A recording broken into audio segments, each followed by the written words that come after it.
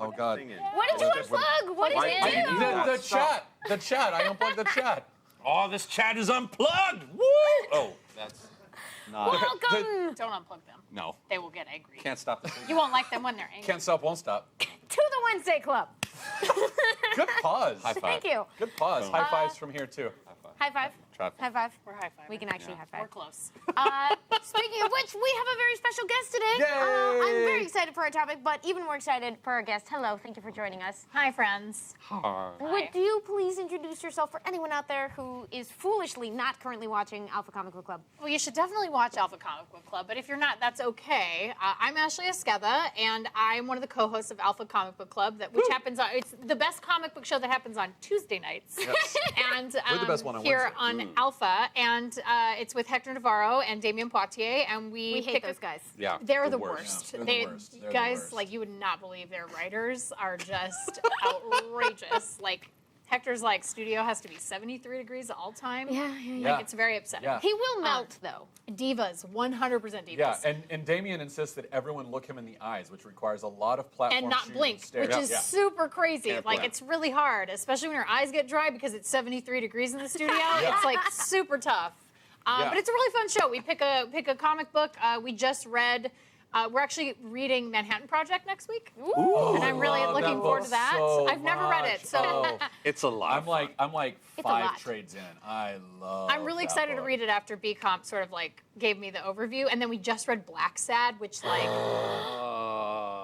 I immediately the next day I ran out and got the other 2 books. I was like, I need this in my life. Like, I just want to have it. I want an animated series on Netflix, like an adult How has animated it series. not happened yet? How has That's it not that's happened, impressive. guys? Frankly strange, actually. It is the most beautiful thing, and I just hope that Juan and Wanho are actually making more. Like, I know that there's been some questions about that, but I supposedly they're making more. Make more. Make more. Make more. Please. Please Create make more. faster Please. and better. Right now, please. Please. We're begging you. But yeah, so that's what I do, and it's really fun. And then my day job is I actually host over at CNET, so I do Nice. do hosting stuff over there too. I'm told that there's internet beyond our little island here, but I have not seen it. Sometimes. I Yeah, mean, we don't most venture of it's, far. Most of in The Lion King, where he's like, "Do you see the shadowy place over there, Simba?" Oh yeah. No, like we go up That's to the roof rest and of we're the like, internet. You don't want to go there. I just thought that was North Hollywood. That's cool. So does that Yeah, mean we are the Pride Lands? Yeah. You get this is the Pride Nerdists and Geek and Sundry. This is the Pride Lands. The shadowy place is the rest of the internet. Yeah, that is actually a very apt metaphor from my I think experience. it's pretty good. Hello, Wednesdays. Yeah. Dang hyenas. Yeah, if you could pick me up and You know, And I've been pronounce working me. out. I was I've been gonna say, working you're out. looking I very don't, swole. I don't think I'm there yet. I don't think I can Next lift week. an entire key yet. next week an entire key. An That's a entire new system of measurement. 3 Oh, I think keys. this weighs 1 key. Quarter key? 1.5 keys. Double key? A quarter key, yeah. I like it. Half keys. I think Middle I key? probably weigh Micro about key? like 3/4 key. Well, I'm 220, so. Oh my God, I'm like right then. Are like, you really? Almost exactly right. Nice math. Yeah, science Well and done. math. Cool. Yay! I feel really, guys, this is a Really? great start. Thank you, Chief. And Chief is already heckling us from the corner. We have, I'm very excited actually for our topic today, which we will get to soon,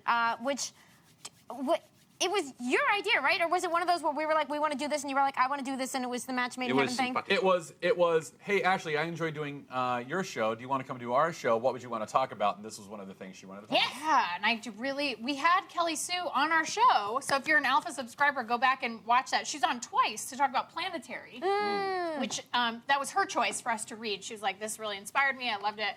And so we read Planetary, adored it, and her too. Like she was just so funny and really insightful about her process and what she felt while reading Planetary, and it was just really cool. And so and of course, like I'm a huge fan of Bitch Planet and her Captain Marvel. It's just so good. Like, it's all so good, you guys.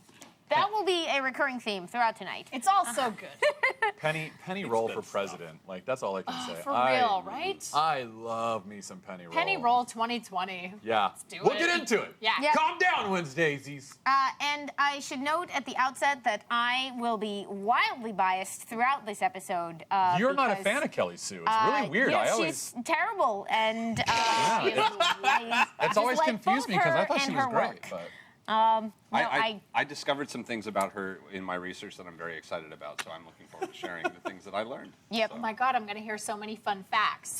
So here's the thing, like I'm like a little bit of a comic book baby. Yeah. So the reason why I wanted to come on Alpha Comic Book Club is because I had not really gotten into comics, and it was like the one part of geekdom that I was really afraid to get into because It's it dense. can be really dense and it's super overwhelming when you see things like, you know, characters that have been around for just 75 years. I mean, like Wonder Woman's been around for that long, and it's just, where do you start? What do you do? Like it's so, your head's gonna explode. And then, and so I started doing Alpha Comic Book Club, and I have just been, my mind has been opened, the doors. It's a flood of just great stuff every single week, and so We're this all has been gonna really fun. No, it is comics. You're are- the reason we yeah. exist. No, Like, and this that's, is I amazing. watched this show so that I can get just like more. It's like just mainlining it into my system Yeah, like this do it. coffee. Like I just want more information. So this has been it's been really fun to like watch you guys and learn more. No, it is. Comics is definitely like the dry, extremely heavy chocolate cake of fandom. Like you know you're gonna like Would you it, say but it like weighs 5 or 6 keys? oh, it's 6 keys easily. At least. All right. But like you definitely like you need to have something to wash get it something down with, to wash it down with. You know you're gonna love it, but like that's a lot. It's just It's a lot. Where do you start? How do you cut it? Like where? It's just there's a whole. How do you store it for later and come You're back walking to away it? with too much, and people are Yeah. gonna look at you Don't like, make yourself dude, sick, really? like, it's Somebody just, once yeah. implied that cake was not for you, and now you're not sure about the whole enterprise. Exactly. Like, Yeah. It's for Exactly. everybody. Cake is for everybody. So we're comic. And so are comic books. Wow, we wrapped that up fight you. really well. All right, well, that's our Little show. bow. Good everybody. metaphors. Thanks. We're everyone. out. We do, on account of the presence of our guest, we are not doing a regular letters column, but we did have something we needed to share. Yeah. So if we can do some Daily Wednesday.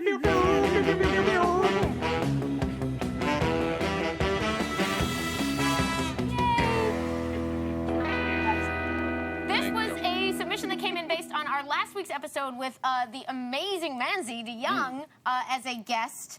We talked about superhero costumes, and we got some fantastic tweets, including this one, which was perspective designs for Wednesday Yeah, from yeah. Unicorns. This, Oh my God. this, by the way, is from Janelle, whom we met at WonderCon. She's the one who gave me the no sling kidding. ring. She's the one who had that amazing Doctor Strange Yes. costume. Yeah. Oh my God. Could we now commission somebody to make these for I you? think we Because probably I think could. we may. So good. And look, see, I'll wear the one on the left, and you can wear the one with the cute little yellow cape, and that seems fine. There's 4 of us. I'm and very 4 of them. excited by this He's whole gonna put So it am out, I. a dedicated So am I. guest costume, yes. Seems really great. Yeah. real good. Yeah. I like Come the back in that X-Men. costume anytime. Cool. We'll have it made because we Yeah. want you back every time. Done. I'll learn to sew in 50 years, and I'll make it and come back. Groundhog Day that. Yeah, I'll groundhog you. That's my new plan. Wow. That's amazing. Those were so cute. Yeah, right? I love it. request the I one with wish the I short had the shorts. sort of Yeah, a skill. Chief, you should have that one. That one makes sense. I kind of like the one with the shorts too. Like, I'm not sure Like how a flattering romper, it would be, a but romp, like, a romp with a cape. Ooh, like superhero romper? Some superhero It's kind of like a Oshkosh? One Punch Man kind of little Oh, yeah. Yeah. short shorts. Yeah, the Those short shorts are nice. way And the too long By sleeves. the way. Yeah. They need to be about 6 inches shorter. There's it there's a depends lot on the of aesthetic options. purposes You of got to the balance out the gloves. Well, I was If you also full going to say gloves, you gotta can have actually little maybe short you could shorts. even like switch because I have a funny feeling that's way too much like Manzi would prefer the short shorts that she could Yeah, do something durable. and I feel like she made the one in the middle, the tall one specifically, the one that had the domino mask. I Yeah. feel like she was like, well, Matt Key's tall, so Yeah, this no, is I it. feel That Yeah. one was made with you in mind, for sure. I feel like that too. Yeah, I could get the double layer like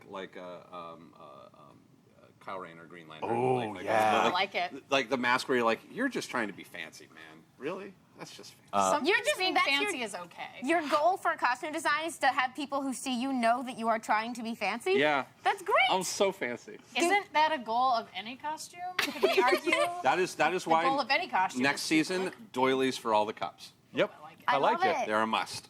You should get sticks and be like, this is Groot Yeah. No. for the Oh. cups. Get the sticks. Sticks. Yeah, Rocket and Groot.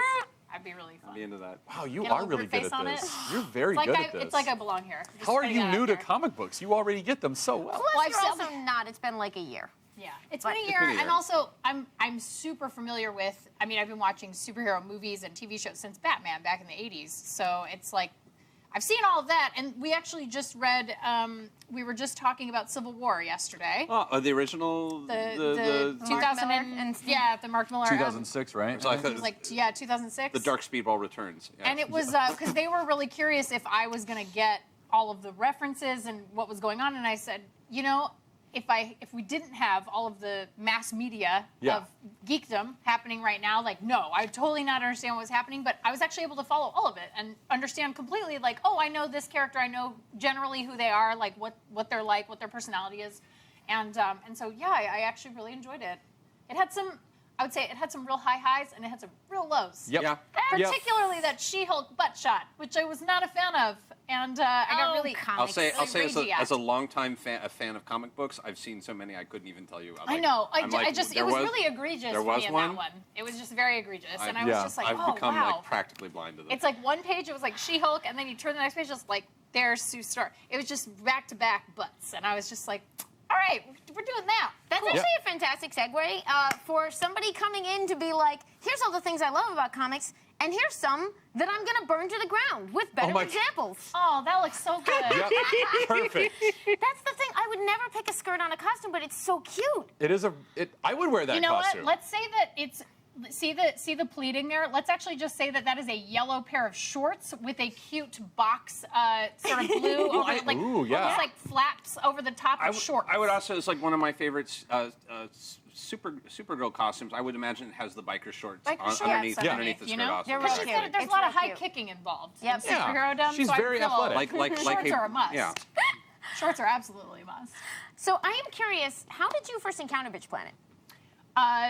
My friend Will recommended it to me and said, if you haven't read this, you will absolutely love it. You're a feminist.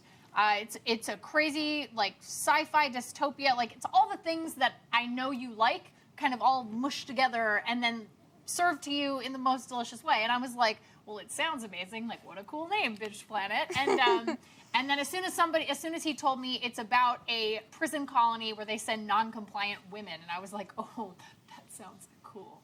So but I was expecting, I didn't realize a woman had written it. And so I was expecting it to be like, you know, feminism from a dude's perspective, which sometimes misses. Sometimes it hits, and that's great, but sometimes it really misses. But you braced yourself to a certain extent, and then you were like, oh, And wait. then it was like, oh, this is not going to be that kind of book. I was very pleasantly surprised, and man, it just blew me away in every way. That was my first exposure to Kelly Sue DeConnick. That was my first one.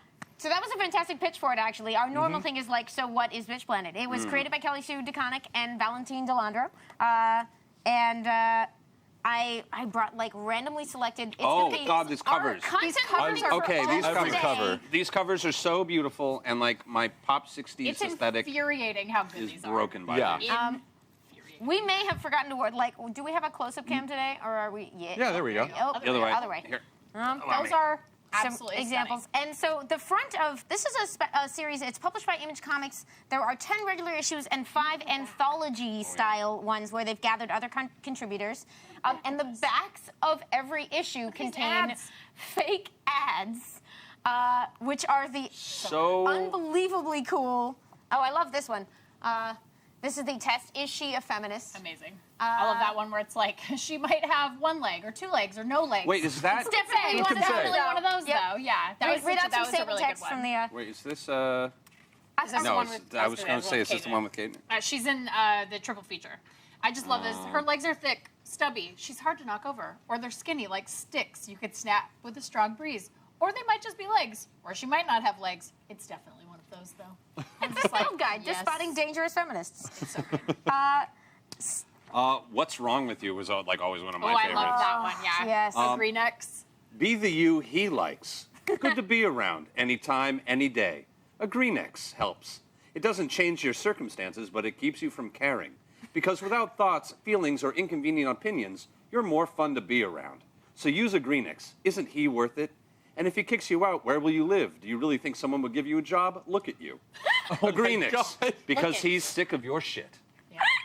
So good. Yeah, Wow. welcome. Well, and She just like really nails it. Like nails it. The Yeah. essence of like just a male-driven, Welcome. male-driven society. It's just like it is misogyny that we experience every day, like ratcheted up to 1,000, and it's so good. It's so good. We are looking at some beautiful art by Ken Wynn behind us, inspired by Valentin Delandro's art of the main character, Kamau Kogo. Cam. Yeah. Cam. And I love the way that they play. I know we're going to be talking about these covers forever with the kind of classical exploitive film posters of the 1970s and 70s 60s. exploitation. Yeah, like exploitation. And really ones, lean into it so well. And it's such an aesthetic, and the aesthetics in these books are so grindhouse and heavy and really great. Do you also? I'm going to. Does anyone else? I found myself moving the first time I read this to two different places in my head, which were The Prisoner, because anything with a pops, anytime that people are building metaphors around social issues, I go there, and then Transmetropolitan. kept kicking in We my just head. read Transmet, and I actually there's this really interesting sort of like cyberpunk dystopia that you get from both, and I think you could draw some parallels there. For our audience, what's Transmetropolitan? Yeah. For those of you who don't know, Transmetropolitan was a book that we will eventually cover on the show, written by Warren Ellis back in the early 2000s, late 90s, a while That's ago. around there, It's late 90s. I think he wrote it like 2 years after. It's like 98. It was 98 because he wrote it like a couple years after Fight Club. Yes. And it's kind of, it was a dystopian future with a kind of a character named Spider Jerusalem. Spider who was Jerusalem, yeah. Basically a Gonzo stand-in journalist in the future. Hunter S. Thompson, Gonzo journalist, running around looking at kind of hyper the truth. very, very, very like hyper aggressive versions of modern issues that were then there we go. hatcheted up to 11. There's this really great Thank you, issue Chief. where he talks are. about this is the one we read the Back on the Street volume, and there's a great moment where he is ingesting television and he's just watching it, and these panels are literally just like him watching TV, and he's just like this, and then all of a sudden you see his head sideways, then you see nothing, then you see it's like he's moving Foot around. goes up and then all of a sudden, his assistant is like, "Oh my God, what are you doing? No, and you're gonna get commercial bombed." And he gets bombed by commercials, and he goes to sleep. He doesn't realize what happened, and then while he's asleep, the commercials play in his mind because it's like they've implanted them through the TV. It's so good. It's so crazy. so good. It's very so. In the way this is sort of that like feminism ratcheted up to 1,000.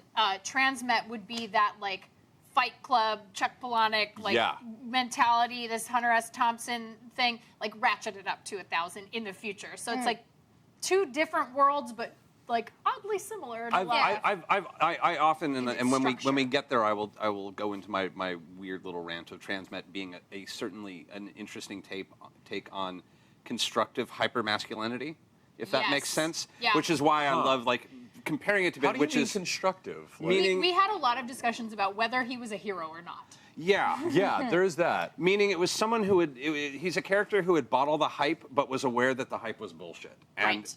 couldn't figure out bought what he was into it. doing wrong at all. So it's kind of like when you love Batman Forever, but you know it's shit. Oh, honey.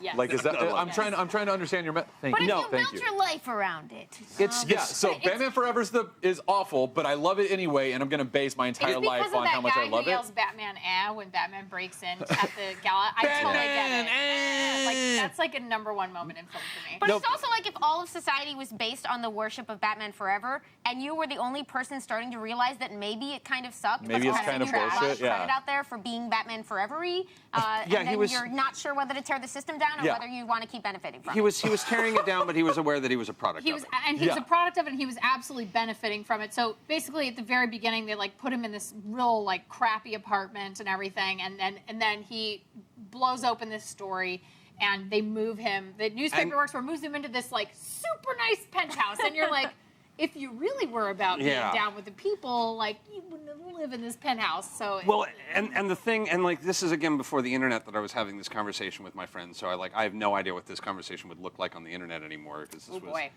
I know. to see. Which is the thought of as men, we haven't spent the last 100 years figuring out who the fuck we are.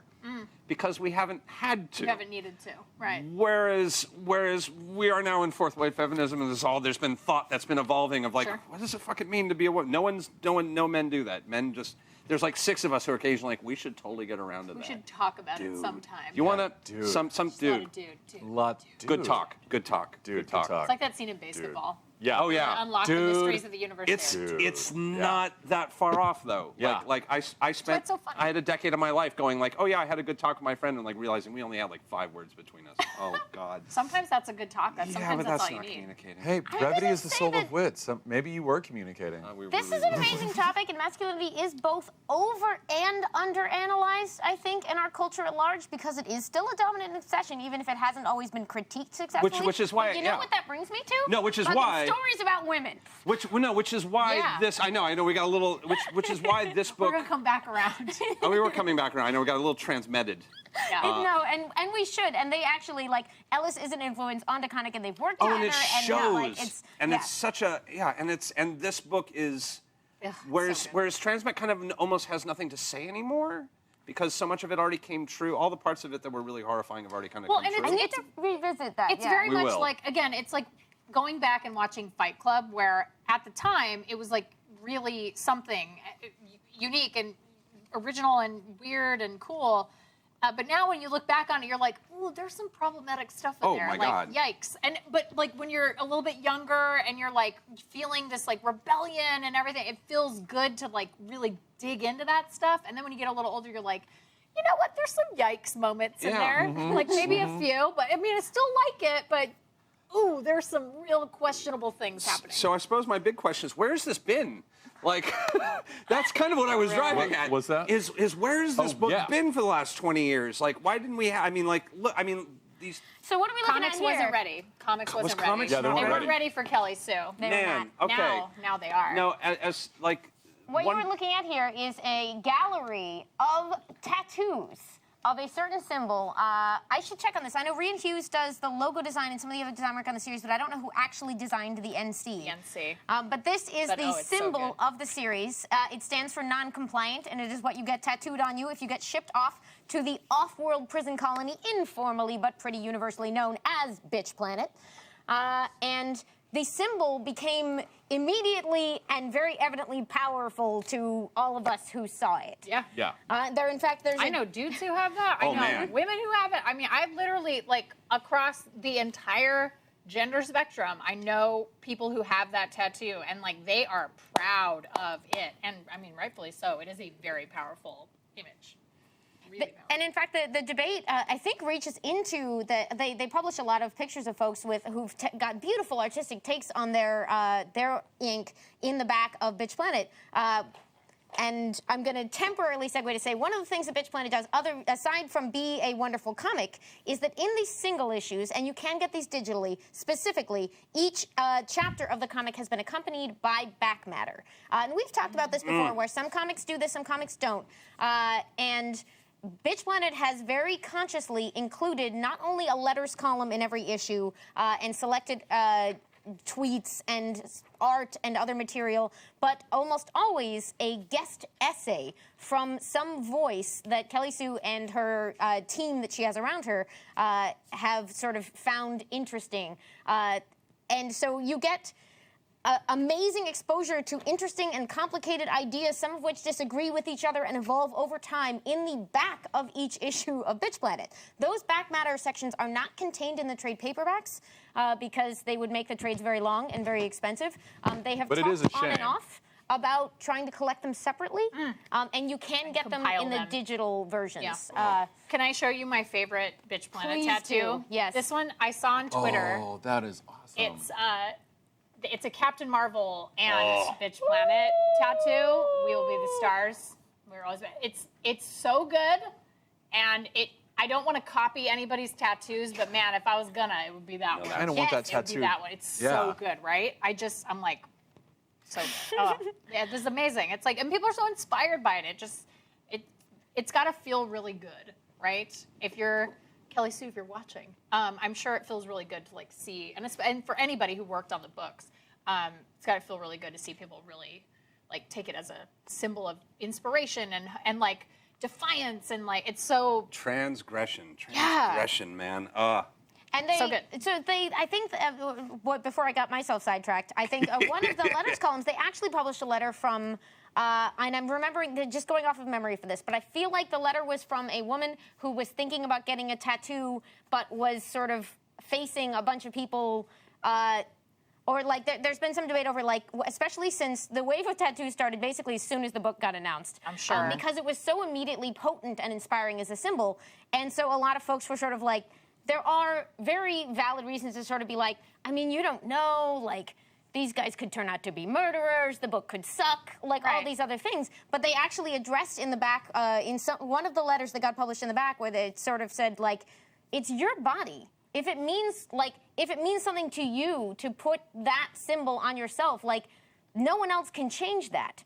And there was this really beautiful sort of response about, like, that's the whole point. You get to decide what you are going to do. Mm-hmm. Like, if you are listening to somebody else's ideas about tattoo, like, decision making, then that's really, like, the reason you're maybe considering this tattoo is that you're having trouble breaking out of other people's ideas of what is appropriate. I don't know though, man. I could argue that like the guy who got that Jar Jar Binks tattoo before Phantom Menace came out, like, Where is he now? exactly. He's living Maybe he's wherever he unhappy. is. He's living his life. He's living his. He's living his best It might life. not be his best life. Let's be He's honest. living- He's living a life. A perfectly being fine seen life. He's living a life, good or bad. I have a D&D It's tattoo. probably I can't really happening. talk. Yeah, but you do a D&D show and are successful Yeah, at it. that, okay. that That's seems so- like something. You're that's wearing very a shirt from meaningful. that show. Like that guy, maybe fair. he hates the movie. Like, oh boy, that's just a tough one. I don't know. I just want to say, like, I get some people who get tattoos of like stuff that before it comes out, and then it ends up being really bad.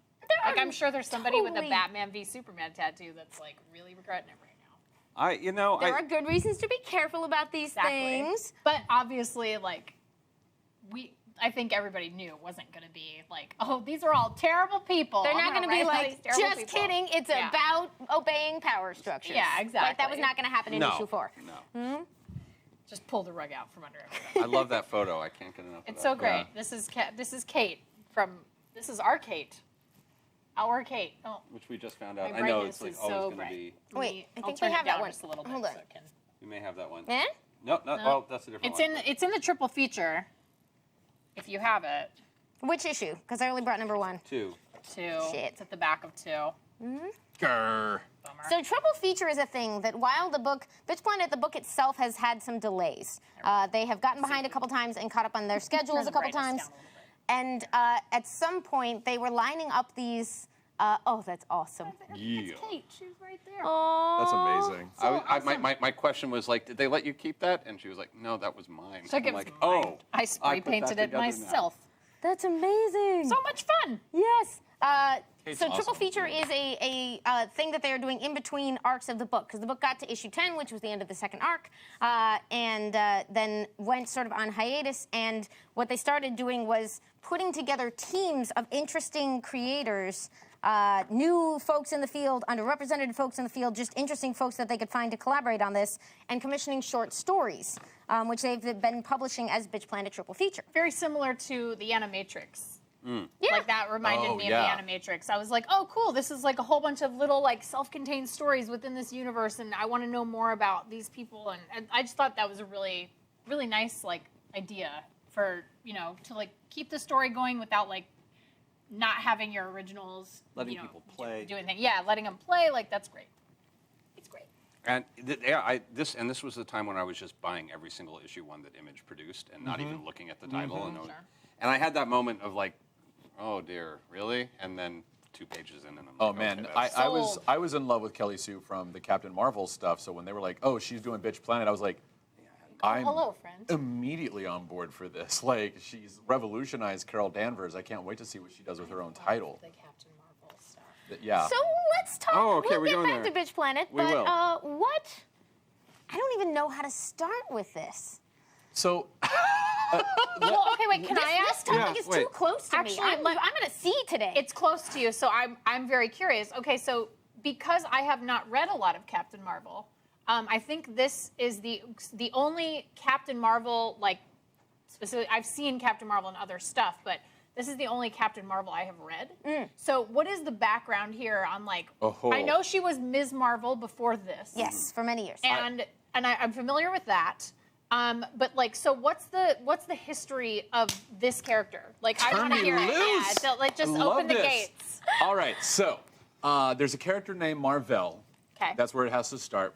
She explains that in this book, She right? explains Where that, yeah. Okay. But for those it's of like you he's an who alien. don't know, Marvel is he is a Kree warrior who comes to Earth with, I believe it's Colonel or General Jan Rog. I can't remember. Very good.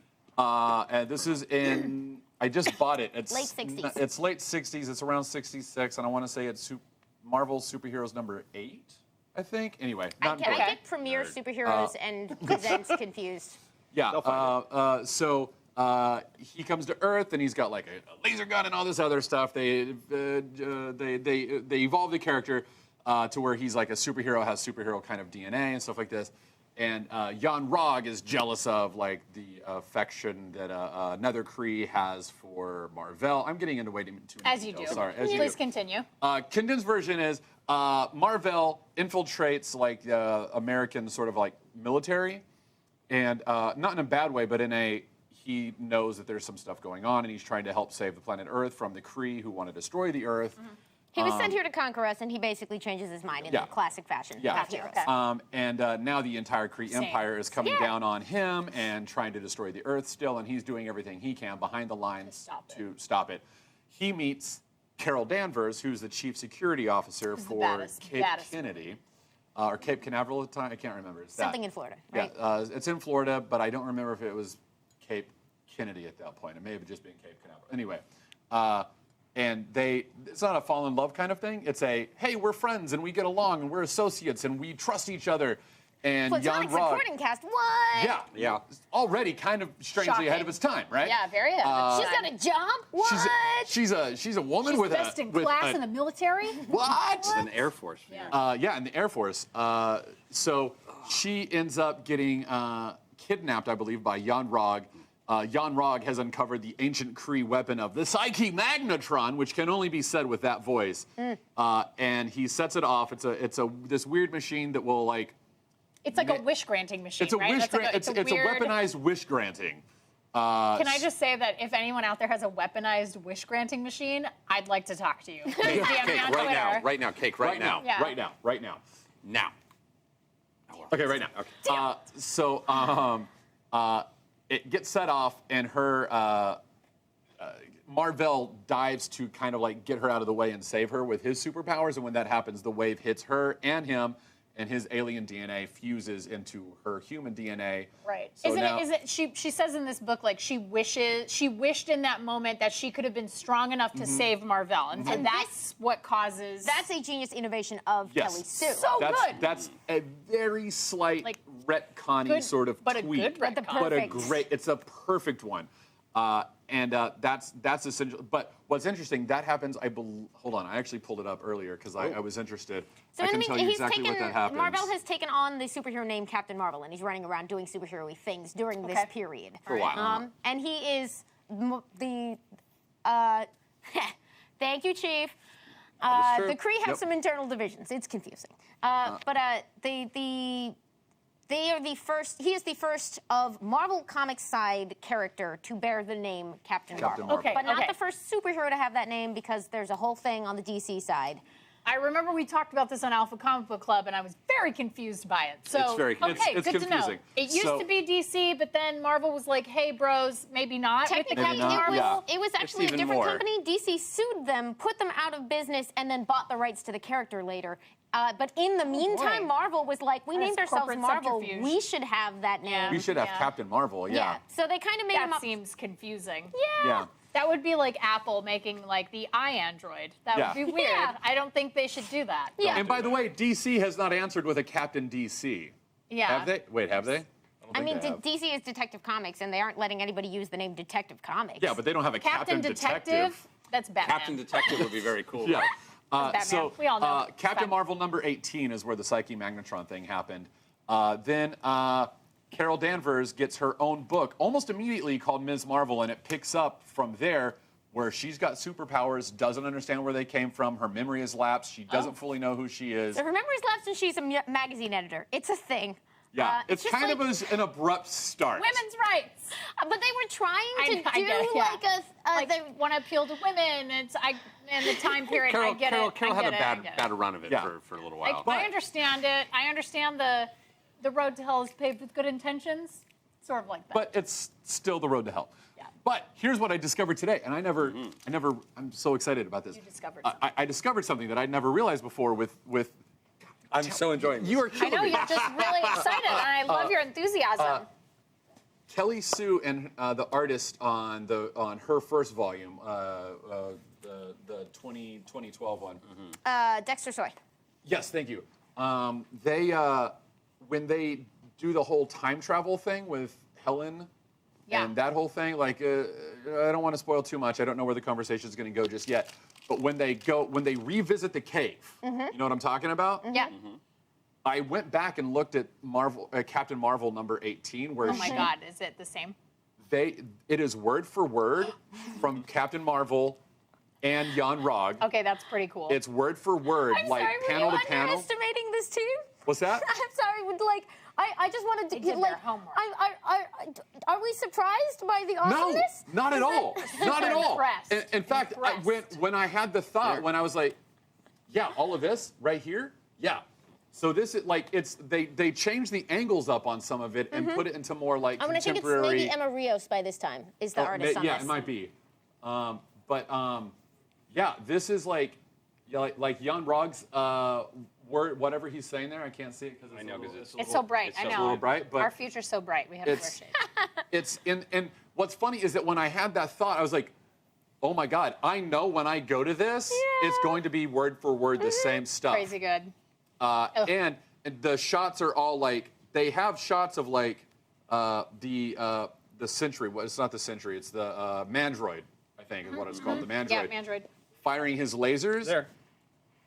Yeah, see that? So you've got that happening. Where is it? Well, we're the only ones who are going to be able to see it, so that's No, okay. I know, I but know, like, but so good. it's just, Yeah. it's so It's fun. meticulous and, it is and so wonderfully fun. done. So Really, really So good. Carol had, and there were a lot of ups in it, but she'd had a long career as a superhero. Initially under the name Ms. Marvel, but with a couple of detours along the way. She was binary at Binary one for a while. point. Okay. She The X-Men, very right? famously lost a chunk of her powers, and that is where Rogue of the X-Men got a bunch of her best powers. Oh. Rogue was just absorbing, and then she Yeah. absorbed too much Carol, and then became a superhero after absorbing too much Carol and getting Well, flying. like a big flight and turning point- vulnerability Yeah. and strength The big powers. turning Yeah. point in Rogue's life was when she sort of, as a villain, kind of crossed this line she hadn't meant to cross and sort of permanently, like, took something from Carol, and it gave Rogue many wonderful stories for many years, but, like, Carol has been wandering around as sort of a disaster victim for, like, a lot of time. But A she also long time. spent a lot of time with the Avengers. In the meantime, a couple other people, the Marvel that he was describing, eventually dies in a very famous story called The Death of Captain Marvel from the early 80s. Okay. Dies, It's one of their first, not like graphic it's novel sort of considered, things. Yeah. the first of the Marvel's like attempts at original graphic novels, and it was just this actually really wonderful story that we'll do at some other time, which was about rather than a big explosion hero death, this like slow and unavoidable death. From essentially cancer. Basically cancer. Yeah. And there's Okay. like a long saying of goodbye, which is part of the reason that they're like, it's the death of Captain Marvel. Guess what happens? He has to deal Yeah. with this. And stays- and and it's stays a wonderful dead. story. And stays Yeah. dead. Yeah. And he stayed Which is dead. so rare in comics. Very, for a very, long very rare. time. Rare. And in the meantime, Yeah, so there we go. sad. Yeah. The Grim Reaper has come for him. it's real good. It's a great And now, story. so She's and willing to now show up Ms. as fantasy. Marvel is Kamala Khan. Yes. Yes, we will get that spins we'll out get of this there. indirectly as well. Yeah, because there she are- sees this Captain Marvel and is like, I'm not Ms. Marvel. I can't. Yeah, I Okay. can't be Captain Marvel, but I do idolize Ms. Marvel but and Ms. Carol Marvel's the Danvers. Well, and then It's real good. And then- so Monica Rambeau takes the name for a while. yeah, she's Captain Marvel for a little bit, and Okay. then Captain Marvel's binary, and then Miss Marvel, Carol's binary for a while. Warbird at some Warbird point. for a while. Warbird, that's right. I Forgot forgot about about that. Warbird. Yeah. There, she spends some time just being the Alias books, just being Jessica Jones's like bitchy best friend, Yeah. which is interesting. Okay. Because it's Trish Walker in the TV series. Yeah, she basically Essentially, takes they take her friendship role from the comics and they kind of reassign it to because this other everything's so woman. different in the Yeah. movies, Gotcha, and okay. it works It really well. works. Brie Larson's too busy to go do Jessica Jones. I understand. It's fine. So, at some point, they sit down and decide that they need. Before you say that, Okay. Toonies on asks, when they say Carol went binary, what do they mean? Oh, she took the name Binary. So she kind of like Literally went binary. I get it. Wow. She was. Help me with the origin, because she was in space and she realized that she could have even more powers than she already had, or something like that. It was and, some sort of energy transformation. It was an energy thing, and she was like, There. there she is, yeah. But she became a character that renamed hair. herself Binary. And at the time, it reflected, I believe this was post-Rogue, and she was dealing with sort of having lost some of her emotional access. Yeah. Like, essentially was sort of felt like she was Cut off from walking around like a shell Dr. and Manhattan. named herself Binary. Yeah. And so part of that, and this was an interesting thing because her individual book got canceled, but Claremont loved her, so he just kept bringing her in and using her in the X-Men. Yeah. And then meanwhile they were using her in the Avengers, and there was a really ill-advised pregnancy storyline, which we should all forget We'll about. all forget. boy. But then no more That mutants sounds happened. great. Yes. But then no more mutants happened, and Scarlet Witch, in another series of unfortunate events, remade the world with mutants, with sort of the mutant family, the Magneto, Quicksilver. Have you all talked about House a of M. storyline called House of M? I've heard it mentioned, but I am not familiar. It was a story from what, just after Civil War? Before Civil War, I it's think like that's what we were 2004, I think. discussing this literally yesterday. They were talking about what was before, what was after, Right. the things you could read leading up to, and I was just with Civil War, it blew my mind. If you haven't read Civil War, the book itself is 7. The book is the trade is 7 issues. It's only 7. But then Hector is, I'm like, I didn't understand, what caused Peter Parker to unmask himself. And also he's like, oh, well, in between each of these issues, there's 400. 20 mini issues that you could read, and that helps inform, what's going on with the characters. I'm like, that sounds dumb. It's a lot. It is a system with some unique advantages and disadvantages. Indeed. That's a really good way to describe it, I It's think. real Advantages rough to both. and But oh my promising. goodness, I was just like, you have got to be kidding me. And he was just like, yeah, I'm like, that would have been good to know a week ago. I feel like I missed a lot. And he's like, yeah, some of these decisions that seem out of character, they explain them more in the smaller issues. I was just like, oh boy, okay. So You have hit on a very classic crossover conundrum because it can be very, very so fun and dense. fulfilling to sort of be like, oh, and I can get as much as I want of that, but have the main line here, and it either works or it doesn't work. no, it's like following your favorite character in walking theater. It's just I know I'm missing something. There's a lot happening Right. that I'm just not privy to. Yeah. So essentially, Carol had racked up now a few decades as a hero seen a lot of shit, but had never been sort of an A-lister. So one of the things that happened during this alternate storyline that Taliesin is talking about.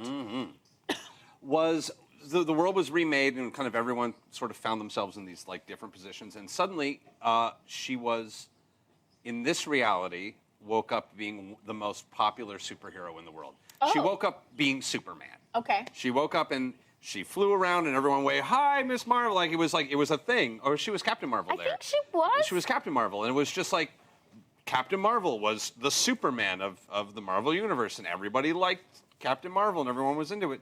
And when this whole thing ended, she kind of had a little bit of a, oh, and by the way, please submit your topics for our 5-minute topics at the very end of the show. Yes, It'll be fun. please, thank you. She was very much the what have I been doing? Maybe I should double down and invest more in my career that the psychic version of me in another reality was doing so well.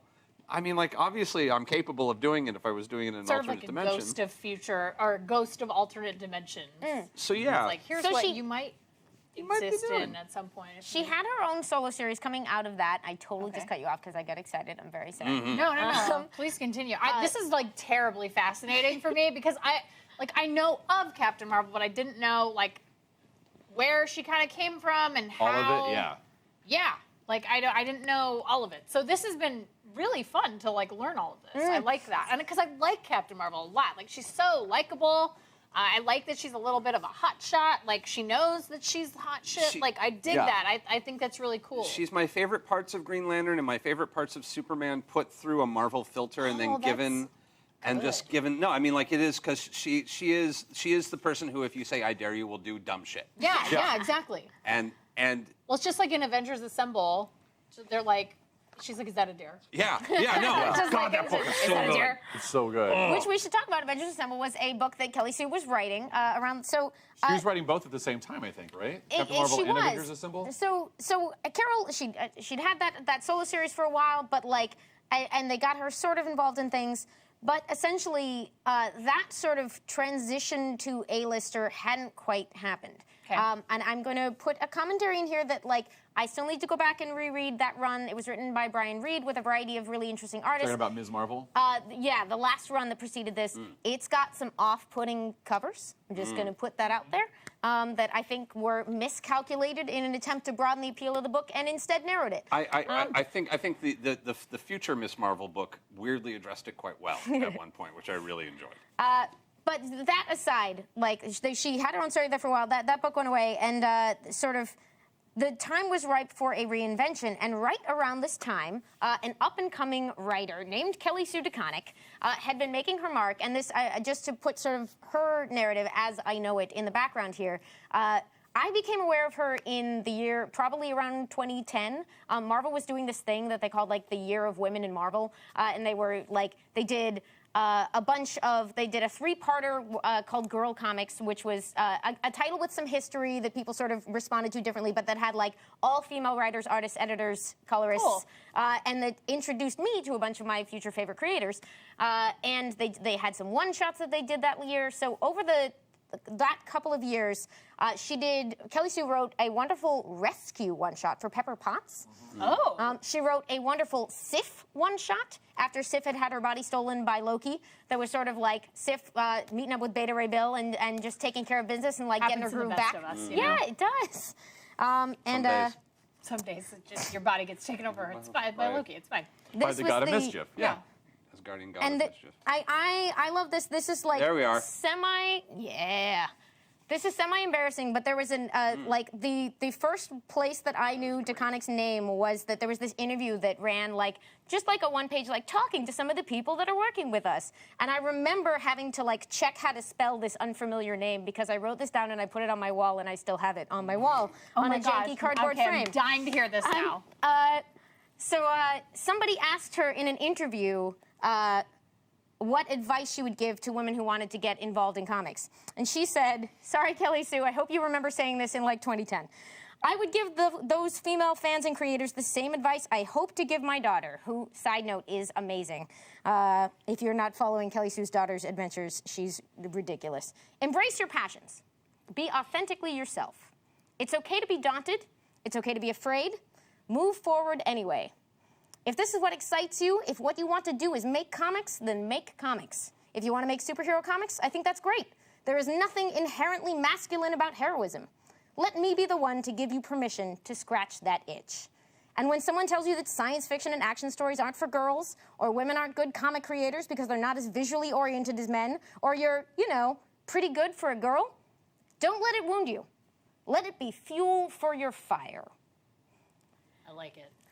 So she said that, and then she proceeded to do it over the course of 8 years. Literally and did that exact just thing. set the landscape on fire. Yeah. Oh, look at those covers. I know, they're so good. It's ridiculous. God, look at that cover. Look at I know, that. like Captain Marvel. That's I know. one of my favorite The covers. last This is so different in like physically. As we read on Comixology, that's fine. It's very nice. Is that lovely? Is that But Jamie? This Jamie's is cover? like blows my mind. That's the designer of the out. That's the designer of the. So- she had this pitch, and I'm not sure how the pitch came about. She had done a couple different things, and I'm not sure at what point they were like, maybe a new solo series. It was very risky at the time, or considered very risky at the time, because it was a character who hadn't had a ton of her own series. It was Kelly Sue DeConnick, who was not yet a well-known name. It was Dexter Soy, who was brand new. You were saying the run right before this was like not. It was like actually narrowed. Like may have. Some of that is my subjective read of it. But was it super popular? It or was not a bestseller. No. Okay, so there's risk involved there, regardless of who you're having to write it. Yeah, a solo character, like a new book, and in this case, her pitch was basically, what if Carol Danvers was like, I just imagine her as Chuck Yeager, but with superpowers. And she came in with a new idea. There's a great story that Kelly Sue has told in various places about the outfit design. Have you heard this? I think she recently retold it to Sci-Fi. Oh, I heard it on NPR back in the day. Oh. Because yeah, that was my life. So Ms. Marvel needed a new costume.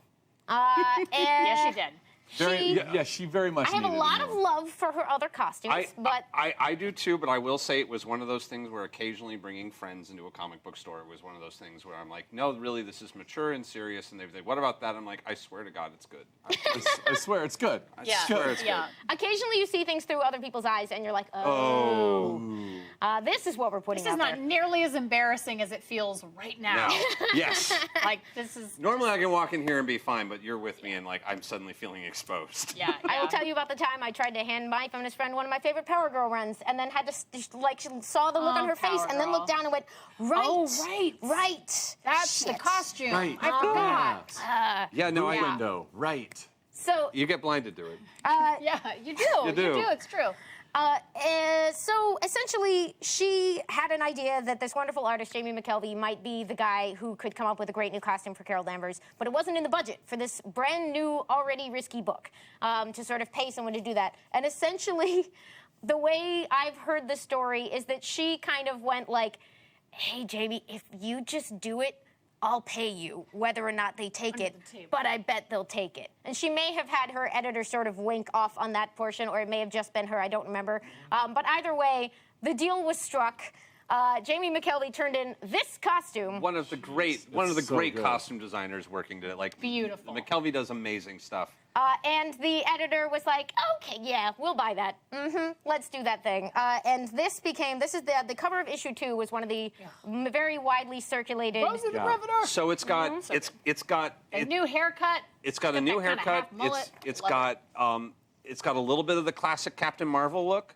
It's got a little bit of flight suit. Yeah, that's I the love the thing that like I flight suit. really responded to because she's like intrinsic to her character is that she's in the Air Force and she's proud of being a soldier and what she's doing. And I love the way I love the telescoping helmet. I really dig and the way that the hair mohawks. Man. And one of the things that I realized in her first run is how much DeConnick and the artist loved doing like those moments where she's like, all right, the gloves are coming off. Like go time. those moments, it's go time, where she didn't have the helmet on, but then you'd see her in a panel kind of taking off in mid-flight and the helmet coming, like Starting to show up, yeah. starting to show up. Yeah, like that helmet would telescope onto her. You'd see it halfway down, and then you'd see it all the way down into battle as she like throws a punch or like shoots someone with an energy blast. And it's just like This is so good. it's just like folding around her, and she's like, oh, Zoom in on oh, the pain is coming. Oh, she's now it's go time. Yeah, so you can see it I'm- here. I am- Right there, yeah. This is hilarious. Really good. I think we have a close-up on the helmet there. We're ready for our close. Yeah. Yeah, like see it starting to Look at fold that. around So her. nice. It's just like, all right, here we go. I'm gonna kick some ass. Well, and Get ready. This was also at a time when Marvel Comics was starting to look and see what kind of characters they could develop for film. Is the other Ah, thing. look at that. This Let's is rewrite awesome. some history, shall we? Yes, thank you. I was just about to show God. you the panel. This That's is a hilarious perfect because panel. in the back of issue 2, I just have to share this. It's 2012, right? This book is brand new. It's knocking our socks completely off because not with the haircut and the costume, she also just sort of brought Carol springing to life as a person in this incredible way. But I love this. Real quick, says the editor in the back column of Captain Marvel #2 from 2012, do not miss the debut of Hawkeye #1 on sale this month. It's by the neoclassic team of Matt Fraction and David Aja, and it's a book you'll wish you had been on the ground floor of. That is not always, like, it's not always So the true. case that hype in the back of a comic book turns out to be just completely justified and accurate. Yep. No, that's reasonable hype. But this was a real fun summer at Marvel. It was a lot of good books happened. That God, was a that art. great year for Marvel, yeah. I know. God. Oh, God. Look at that. So Dex, oh yeah, that's And this we will is be the the stars money we were quote. always meant to be. It's so And good. It's and- about after a lifetime of something getting in your way and preventing you from being, which you can see the meta narrative of Carol Danvers that she should have been something, or she felt like she should have been something more than she was.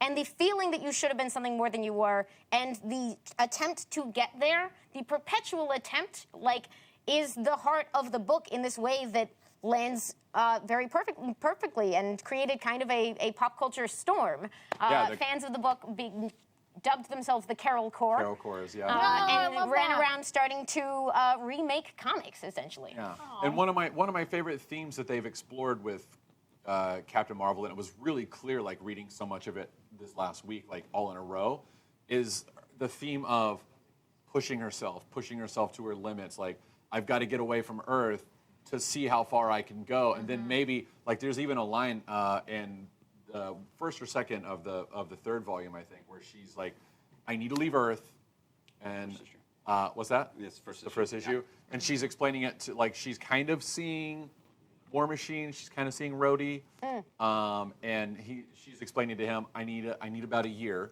It's the beginning of the second run, right? Yeah. I need First about a issue, year second one. to take off and go to space and get as far away as I can, push myself to the limits, see how far I can go, and maybe then I can look back on Earth and see where I belong. And it's just like, oh, that's such a wonderful, like, what a human theme, but like she encapsulates that, and it felt like Kelly Sue DeConnick kind of looked back over the entire history of Carol Danvers and Ms. Marvel and saw, like, that's kind of what she's always been doing, whether the writers knew it or not. Is that she's always pushing herself. She's been binary. She's been called herself Warbird. She's, like, she's been so many places. Always evolving, like, in a way that a lot of other comics or characters don't.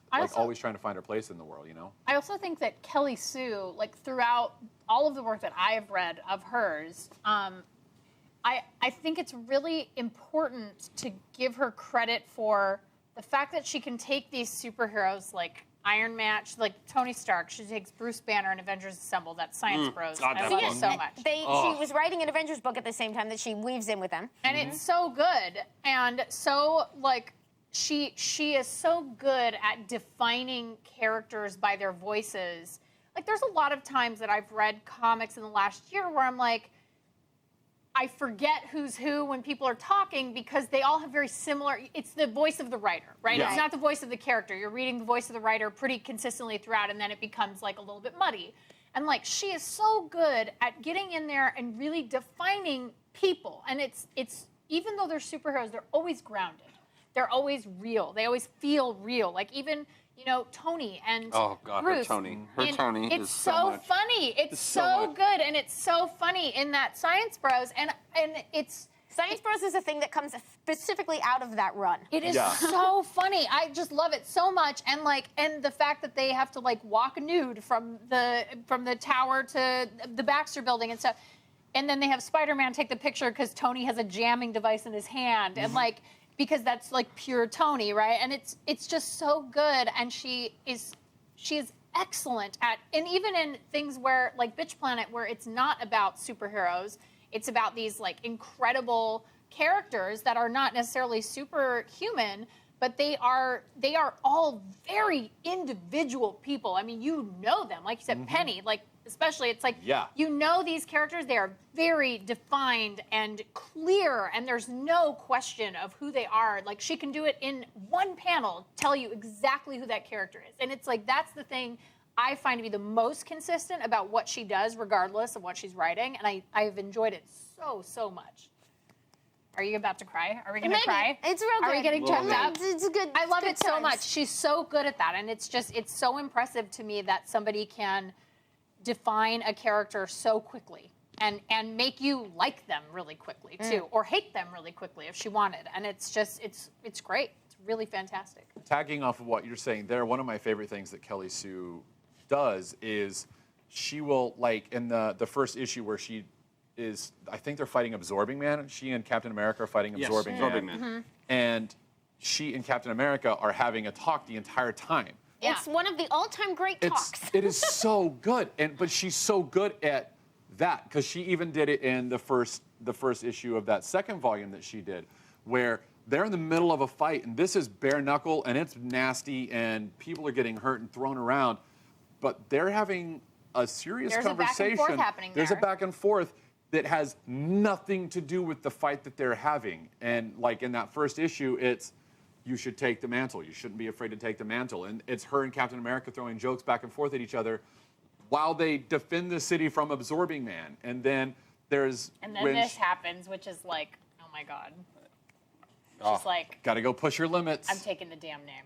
And I'm just like, oh, like, yes. Like it's such a fist pump moment. You're just like, yeah, Carol Danvers. Take the name. You earned it. Yeah, you're Captain Marvel. Like, it's so great. Like, and then Monica calls her up and is like, I was about to say, yeah. Were you going to tell me? Yeah. And they punch sharks together. It's great. They punch sharks. No, it's a giant robot in the middle of the ocean. Yeah. And then they end up in the Natural History Museum, right? That's next to a T-Rex skeleton. That's good because we needed the Miss Marvel name for But a whole other thing. She's so good at writing she has that sort of Bendis banter down, just very much. That bam, bam, bam, bam, bam, bam, bam. But it's a very specific conversational This is wild speculation, but so she good. also trained as an actor, and it's funny because she did. very Claremont cinematic. did, Yeah. and a couple of other of my favorite comic book creators turn out to have secret acting backgrounds, and I'm like, I is that trained as why an you're so good actor. at character? I don't know. It's just a thought.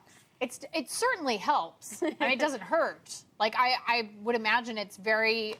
It helps a lot to be able to say I need to characterize this person. How would I do it if it was on a TV show, or how would I do it if I had to introduce them in a scene? What would I do? I'll also say that as somebody who spends a lot of time with actors, is you get very used to having to deal for long hours with really bad writing and dialogue. Sure. And you get really good at articulating exactly what it is about this dialogue that you and don't loathe like. and why it's not working. And it's a great way to you just sit there going, oh God, everyone sounds the same. It's terrible. All of that starts coming through. I forgot to put the history on this one. I love all of these costumes, but we're all this is sort of the one image look at why we're all terribly grateful to have the costume we have today. Some of those are so kind. Yeah.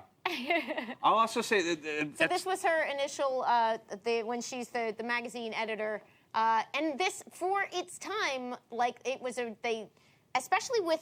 And this is a weird thing. The way they drew in the 60s and 70s tended to be more forgiving on some of these designs. Like Jessica Drew's old Spider-Woman outfit looks a lot better in old illustrations because styles have changed. The more modern styles of illustration got, the more that costume did not work anymore until Jessica Drew eventually got a new one. And I feel a similar way about some of her past. They did a modern take with Moonstone that I thought was interesting also because briefly Moonstone was Miss Marvel.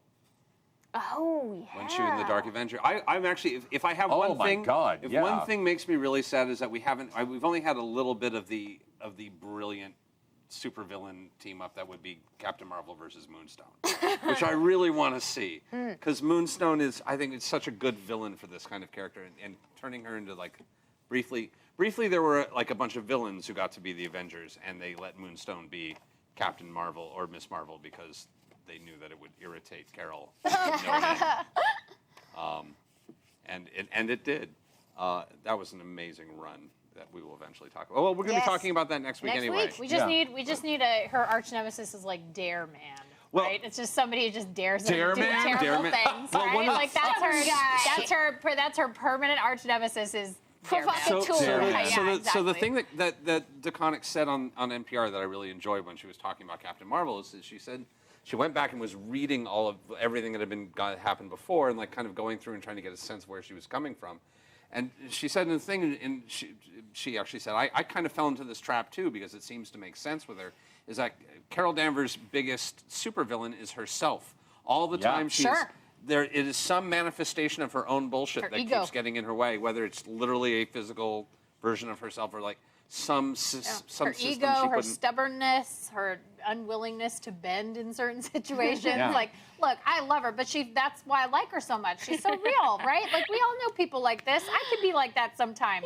Yeah. Her best friends are Jessica Jones and a very angry old woman who just honestly, I still can't talk about her. No, not ready. Yep. Not ready. That's why a I didn't couple say of the name. cranks, man. It's just she's a crank too. They're all cranks together, and I love it. I mean, I totally dig it because again, they feel very real. They feel like people that I've met or parts of people's personalities that or whatever.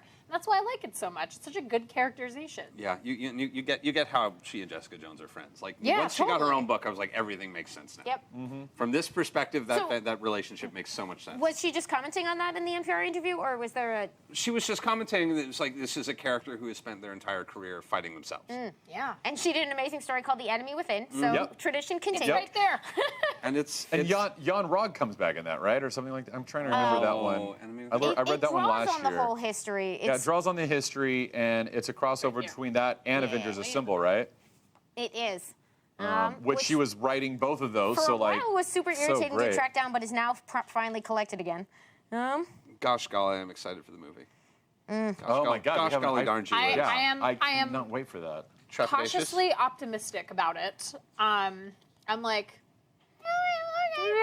I see the pictures. I'm like, I make like little squeaky noises, like I'm a deflating balloon. And then, but I'm just like I want to be excited, but I'm also just scared. And it's like there's Man. just so much extra baggage that comes with a lady superhero movie. Here, It's do just all like- the things at once. Yeah, If well, you it's like- fail on any level, people will We'll destroy never do it you. again. And it's like, that's why it's like I loved Wonder Woman. I was so excited to see it do really well at the box office. But even then, like, it kind of fell apart in the third act. And I'm just glad we're getting another one. Thank Yeah. you. I Like, yes. call it the Donner third act to remind people that third act fall apart has been happening since. It's okay. Like, I'm willing I to had a lot of accept it fun. for that.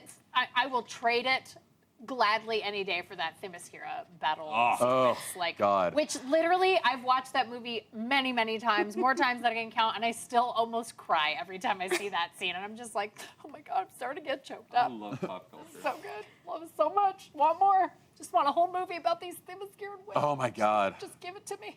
Oh, that would be the best. I just It want was that, so at the good. very beginning, they give you this, like, beautiful history of, like, oh, we fought Ares. I'm like, let's just do that. Let's just Yeah. do that. Let's just go back. Let's Oh, do that prequel. That's actually an amazing segue again to, I just wanted to make sure not to forget to say it, and you've set me up perfectly for it.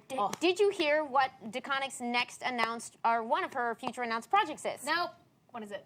Is it a crazy deluxe format, DC wrote you a blank check, do whatever you want, so you're teaming up with Phil Jimenez to tell the prehistory of the Amazons? Oh my God, I What? saw Wait, that. what? The Wonder. Wait. I'll show you the artwork for this because Phil also came on the show and we talked to him and I saw him retweet this and I gasped. I audibly gasped aloud. It was the most beautiful thing I've ever seen. DC's got a new thing they're calling Black Label, I think, or am I thinking of Star Wars figures? Help, what's it called? I don't know. Nope. But there's a special sort of deluxe format thing of like, let people take their time and basically do whatever they want idea kind of thing. Oh, and whoa. It's basically a blank What? check. Are you kidding me, What? you guys? I saw this and screamed. I was like, and then I was like, and then I made that deflating balloon noise. And that is literally the most beautiful No, thing that I've is- ever that seen is in my my whole aesthetic life. right there. Yeah, that's my new nice. aesthetic. That's all of our new aesthetics. No, guys. I just I'm always cannot about with the that. peacock feathers. Ugh, it's Yeah, so peacock good. Speaking feathers and of just everything. more Amazon goodness that Yes, we need thank in you. our lives. From people Oh that my I absolutely God. love and respect, like that I'm just desperate to. Oh my God! Oh, look at it. Ah! It's so good. And the lion has a tattoo. I know. I can't. lions? Amazons. Oh, That's thank you. that is Lions rad. have their own shop. Yep. So It's so that's good. coming Oh my at God. some point. So that's really Man, exciting. so When it's DC's ready. doing well because they've also got Bendis over there pretty, now, yes. and So yeah, it's good And to he's see feeling DC much turning better the corner. these days, I hear. So that's Yeah. good. he's going to be at the convention I'm going to be at, although I doubt I'm going to actually talk to him, but because C2E2. I'm sure they keep us. Yeah, I'm sure that there's like Are you getting a plebe badge? They're just like no, I'm made of Oh, signings the entire time. That's well, you're very popular, you see. well, It's true. It is That's a true. good they problem like they to like have. me in Chicago apparently. That's a really good problem to have. No one's gonna fault you for that. Chad, do they like him in Chicago? Confirm. Thank you, Chad. So yeah, I went through and I was trying to find some other interesting little tidbits of Kelly Sue and like find things. I found a couple things I really enjoyed. She wrote a story for the CBGB Oh My Fucking God books. Right, I didn't get to read that Oh, one. really? Wait, what? I did not know this. So Huh? What's that, Chief?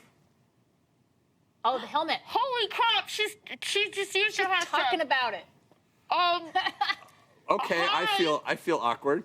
Hi, Kelly Captain Marvel's Sue. Hi, Kelly Sue. What? Yeah! That is real fucking Okay, funny enough, at the age of 19, that is exactly what my hair looked like. That's I'm not not And you, surprising. and you were messing But that. I did not Oh, look so that good amazing. with That it. is so cool. Oh, that's Oh, so all these cool. points of reference. I love it so much. Chief, thank you, and hey. And what up? Kelly Sue. Hey. Hey, girl, hey. Oh my God. I have met is her awesome. several times now, and I never stop friending out inside. I just remember sitting in my car, not going back into my house because I was sitting listening to NPR and going like, I'm really enjoying this. True story. After I got out of Groundlings, I got together with one of the girls that I was in Sunday company with, and we wrote a Groundlings spec. is a comedy company, very famous Sorry, and wonderful. Improv, yeah. Improv and sketch, yeah. And we wrote a spec TV pilot about a comic book writer trying to break into comic books, and was given the keys to the kingdom to write Superman. And I based the entire character on Kelly Sue DeConnick. That's pretty awesome. I read through her Twitter. I read so many interviews with her just to try and get her voice down because I was like, I want to write Kelly Sue DeConnick's story. Like I love that. I think that's amazing. That's So super dope. I'm retweeting this right now. So Oh that's man. Seeing it. super awesome. So that's Thank happening. you Magazine very picture much. she drew on to Thank you. explain, which I love so much. That's That's Okay. incredible. I really wonder, like, what was the exact sequence of, like, Star-Lord's helmet becoming Star-Lord's helmet and this design? yeah. Thank you, Chief. By the way. Thank you Thank for you. that. Yeah, Chief. good spot. This is a question I don't know the answer to, but his, Well- like, assembles itself in space helmet. Where does that date to? Well, he had the helmet in the Abnett landing run, if I remember correctly. It looked a little different, but he had a helmet there. It was a pull-on, pull-off. But it was a pull-on, pull-off. I feel like the helmet coming, like telescoping and folding around him was an invention of the movie, which Would have been 2014. 2014. So it's I don't entirely know. possible that Kelly Sue DeConnick accidentally gave Star-Lord a badass helmet. Well, maybe, James Gunn's a real fan of Captain Marvel. Maybe so. That could be. I it's- wouldn't be surprised. I wouldn't be surprised by that. James Gunn is hip it. Seems is pretty with it. well He's read. hip. Seems like Yeah. he's with it. Seems like he'd be reading Kelly Sue DeConnick. I'm just saying. I'm putting it out there into the world. What I also love is that, like, at the time in 2012, that was the year Avengers came out. We were so far from thinking like maybe they'll make a Carol Danvers movie someday. Like Yeah. it was just this real like amazing comics for the sake of amazing comics, which may also now have the side effect of having an incredible pop culture afterlife, but which are worth were completely justifying in of themselves by being great comics, which you can find now collected properly after a period of being difficult to find. They are currently available across a couple of volumes. I think they're calling it Earth's Mightiest Hero is like the way to distinguish, but look for the Kelly Sue DeConnick ones. She wrote the character across 2 different numberings over about 3 years, ending with a miniseries, like this fun alt-World War II miniseries thing that sort of, it makes it an interesting but like really fun capper to her time with the character. That's all available now. She has had her own book ever since in other hands. She's had some adventures. We can talk about Civil War II at another time. Yeah. I haven't read it, so I don't want to talk about it. Yeah, because I'll have probably. It We'll has- get there. We'll get Probably for the there. best. It Yeah, has I good think that points. was. Probably for the best. I think that was also the consensus yesterday. Yeah. As fans, we just stay mad about certain things. It's a thing that happens. It's part of comic booking. Yeah. Yes. No, part of it's comic kind fandom. of it's part of geekdom. I am still angry about many a thing that happened in my childhood, so that's fine. I'll go so far as I'm not Oh, we even. can talk about Yeah, that, no, but I was so many. I was I'm at so that much point rage. disappointed where I can't even feel. I can't even get angry about it. I'm like, Aw. I was just. You're numb. It was You can't numb. feel anymore. No.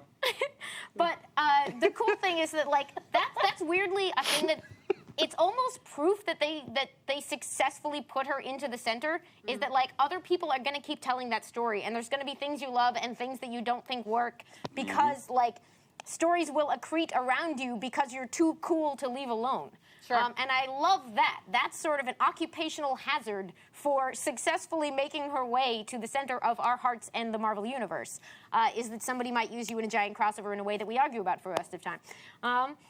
So I try to see it in that fashion. But in the meantime, Kelly Sue DeConnick did a bunch of other stuff, and you were going to tell us about CBGB. I was going to talk about CBGB. CBGB is a club, is a nightclub or a club venue, and apparently they were doing a series of books, kind of as short stories about the club called the CBGB OMFUG. What year is this? That's a. Do you know? I can hit a button and tell I you. don't remember Because at all. CBGB is now closed. Yeah. Yeah. There was they made a big deal out of it in New York. 2010. Okay, so this is probably after or right around the time Right it around closed? is kind I think of it's a right big- around, yeah. Yeah, As a big maybe the love year letter. it closed. That could be. But yeah, so it's closed now, and it's a legendary club where a whole bunch of It's like the Ramones and stuff, right? Yeah. Sex Pistols. Like I mean, Ah. it's just these amazing acts that came, these punk acts that came and played there. It's just unbelievable, so amazing. Really great history. You should go read up about it if you haven't. It's just in like this book. This is issue 4 that she just submitted a short story, and it's just this very simple, nice story about a couple that met at the club, and it's just this relationship that kind of builds, and they keep jumping through time, like Oh my them. God, look at this art. And I know in the Who art. did the art for it? I just was looking at it like a. She's been both lucky and Chuck very Beebe. wise with her collaborators. Chuck Beebe. yeah. And like this is, I mean, like it's the thing I love best about Jonan Vasquez, with a little bit of it's got just a hint of Oh. Like I love it. yeah, it's Cute. It's really really cute, but really a little grungy, and really kind of gets the Yeah, look of it's the so time punk. so well. That's awesome. And this was one of my, I love you guys. This was one of my like favorite finds. Oh, that's Miss so Sun- old school. It's very old school. Very It's got a lot of. Liechtenstein. Miss Sunflower 94 says, Taliesin's going to tell us about a nightclub? Of course Of he course. is. I never got to the CBGB. I sadly missed it. I didn't get to New York until I was much older. I didn't know about it until it was Fun closing. fact: I have played the Whiskey a Go Go. What? What? I used to be in a band, circumstances? and I played at the Whiskey once. You were a rock star? Once in my other you- life, former life. Of course. You just keep Of course. getting cooler. Trust, no, that's not true. And that's- But thank you. I appreciate that. Play the whiskey. That's pretty. Thanks It for was being really cool. fun. It was really fun. Like now, it's like a little bit less of a prestige thing. It's more of like And That's but cool, It was though. really fun. It was really cool. I feel like I'm part of rock and roll history. And I'm also trying to figure out now, and Barbarella. and we're gonna have to at some point have a conversation about how much I love Barbarella, because Okay. I love Barbarella. You should have Jane love Fonda Barbarella. on as the guest, and then just talk about I it. actually weirdly I have a better guest than Jane Fonda. So for Barbarella. I'm sorry. No, That I is mean not Jane Fonda's possible. great. That is not possible. But have you met RuPaul. Marisha Ray? Oh yeah. Oh, if No, you want to she's- prepare for Marisha Ray talking about Barbarella, that is a whole thing. I think Ooh, I that don't is think I'm like. ready for that. What do we... Oh, we are. Crap town. Like, I don't it is- think I it is- knew It is that. one of the layers that we have bonded over. Is Wow. Oh yeah, no, she had I a look Halloween forward to costume that and everything. episode. Yes. It's amazing. But there's a reason that's coming up right now. I remember the Halloween costume. I didn't know she was that big No, of a she's super into it. into Yeah, no, it. we've had conversations because that stuff is great. She's my best friend. I didn't know that. I feel terrible. She's got depths, You know what man. though? That's the mark of a great friend. Yeah. You keep finding out things about them that you didn't know. That's fair. She's from Kentucky. You just found out I What? played I the know, I whiskey. There you go. And now we're best friends. And now we're best friends. We're So- best friends. It's I've- that easy. I've just that easy. owned this adaptation of the original Barbarella books for a So long time, pretty. and it's beautiful Oh my and it's God. great. And some genius thought to hire apparently Kelly Sue DeConnick to do the English language adaptation of it, which kind of blows my mind. It I does. kind of It's want to so know. Targeted at you specifically. Excellent. I feel targeted. You're like, I feel personally attacked, but in a good way. Well, and also as someone like who when spent a dog years, jumps on you. I mean, Excited. I spent years doing script and comic book adaptation. I used to do comic book adaptation for Tokyo Pop back in the day, and I did a comic book adaptation for a couple other books for the Helsing books and anime. So like this is translating and helping bring something to proper English is a skill set that I have a lot of opinions about. Sure. This is very well done. So I and felt the way about Black Sat as well. oh yeah. That is good. But Undercover Goth says, is Ashley cooler than Taliesin? She might be. oh yeah. Oh yeah. You know, no. my Twitter bio says you're much cooler than me. Like that's literally what it says. So that's so the answer cool. is it a cool thing? that's so That is- cool. That's only a It is cool, very like cool. only an exceptionally cool person would say that. I like to think that I'm just weird. Like I just weird stuff happens to me all the time. Just keep getting cooler. Like last year, this is a crazy story. Really briefly, I was at a Foo Fighters show, and I was like, so I want to cool. sing with you. And Dave Grohl looked at me and was like, yeah, okay. And I got to sing Everlong with the Foo Fighters last year in October. And it was like the most surreal thing that's ever happened I think in my life. lovely wife, Did you get hit with a Brittany, wish was grinding there. machine? Was she at the I think she was K-Rock at show? that. I The think K-Rock so. show? She Yeah. may have seen because she's a like. No, my, I am This is too. true. It was my favorite song wife, by my so favorite band, and I got to sing it with her. My lovely wife, Brittany, happening. drink some water. Don't Take a drink. Don't get drunk, kids. Drink some water. But Everybody she's hydrate. a massive Foo Fighters fan, and at her first concert, she was in the pit, and the drummer, Taylor, threw his sticks, and she got both of them, and whoever was there with her like had to help defend her. People are crazy. Oh like no, me. and my wife, my wife will she'll throw a punch. She will fight you. She'll fight you, but she turned one of those sticks into a shiv. Yeah, but when I first met her and she moved in, she brought with her a shadow box that she had the drumsticks in and the tickets from the show and I was like, wait, what is the story on she this? went to that Kevin and Bean show. She definitely saw me singing with the Foo Fighters. Oh man. Oh my God, that's it's amazing. a small world after all. Yeah. Yeah, All that's. right, But well, so no, I have a now weird. you're cool to my wife. I have a weird life where the weird things happen. Crazy weird things happen. I am going to submit for our audience's voting ability that you maybe already found the machine with the wish-granting powers. Yeah. Could have happened. You know what? Good point. Yeah. Psyche Magnetron. Is it in my Psyche basement? Magnetron. I haven't won the lottery yet. I'm waiting for that. But you know, everything else pretty good. So I'm not complaining. So yeah, so it's. I would say let's say we're madness. equally cool. I'm cool with that. Equally cool. I will. Your say, hair yeah. is like purple and blue. It's so beautiful. I It just changes purple and blued it shades. this morning a Like little bit more. when you turn your hair in the light, it changes color. It's just truly magnificent, if I'm being honest. I like the I love the pink pastel. Oh, thank you. It's real good. Thank you. Yeah. There But is no, a major work yeah. of Kelly Sue's that we haven't gotten to yet, unless you had more to say about. Mostly just that it's fascinating that Barbarella was one of the first comic books I ever got because my grandmother got me Barbarella when I was a teenager. That was like one of the first comic books that I was introduced to. So it was just Wow. like weird. What a little full circle kind of moment. Your grandma that you said would love Bitch Planet? Oh man. Yeah. Grandma's awesome. My Some grandmother. grandmas are dope. What was the blonde character from Absolutely Fabulous? Was that it was Patsy? Patsy? That was my grandmother. Like literally. Amazing. Like occasionally Wow. we'd watch and snicker. Like she'd walk, oh hello darling, hello everything. Yeah, it was Oh a my lot, God. Go for it, Eddie. So. Yeah, no, I do. Great. Yeah, no, I love it. So she adapted Barbarella in her apparently. free time, I assume, One is would how hope. that happened. The funsies. There's a couple more books now. Yeah, and so she has had a long and fruitful partnership with the wonderful artist Emma Rios. We referenced her earlier in that wonderful, Captain Marvel, the second chunk of Captain Marvel is Emma Rios, who has this noticeably busy, elegant, intricate, beautiful style. Kelly Sue had worked with her on one of her first hits was a Marvel miniseries about Osborn. I haven't read it, but yeah. The people kind of slept on, but that sort of was just this interesting five-parter about him as a bad guy, and then they worked together. Was on this that. during Dark Reign? I Post. Like right or think it was post filling Dark Reign? in that story, maybe right after. I'm Yeah. not. He was Literally in- just in prison, if I recall. making a list in my head of all the things I need to go buy and read in Comixology. I'm just like, click. It was real good. We Do you have die Marvel having never read Unlimited? everything. I do. Yeah, okay. Yeah, it's Good call. so worth it. It's so It's worth real it. good. cheap. Yeah. I mean, if you want to check out comic books, that's a really good. Yeah. I wish way to do it. DC had something Yeah, similar. I'm surprised they Yeah, don't. DC. DC, you know, get on it. Listen, know. Mr. DC. Oh, and we should throw this out there. I have no idea why it's happening, but Marvel is having crazy bonkers sales on Comixology the All last the couple time. weeks. All Yeah. the time. They routinely have 99-cent sales, and Yeah. for some reason, these last 3 or Have 4 been weeks, good. a bunch of the new trade paperbacks from Marvel have all been 99 Super cents, cheap. and it makes no sense. So get on it. Well, also, I think Comixology has essentially if you they have also you can borrow Marvel books from them. Yeah, too. you can just borrow. Like the Unlimited? the unlimited Comixology Yeah. Unlimited, you can Yeah. borrow Marvel Quite a books from few them Marvel too. books. A lot of Selected ones. Selected ones, not all of them like you can with Marvel. Well, I think Marvel Captain Unlimited, Marvel is a lot of the volume ones are borrowable. Yeah. They're I know. I think.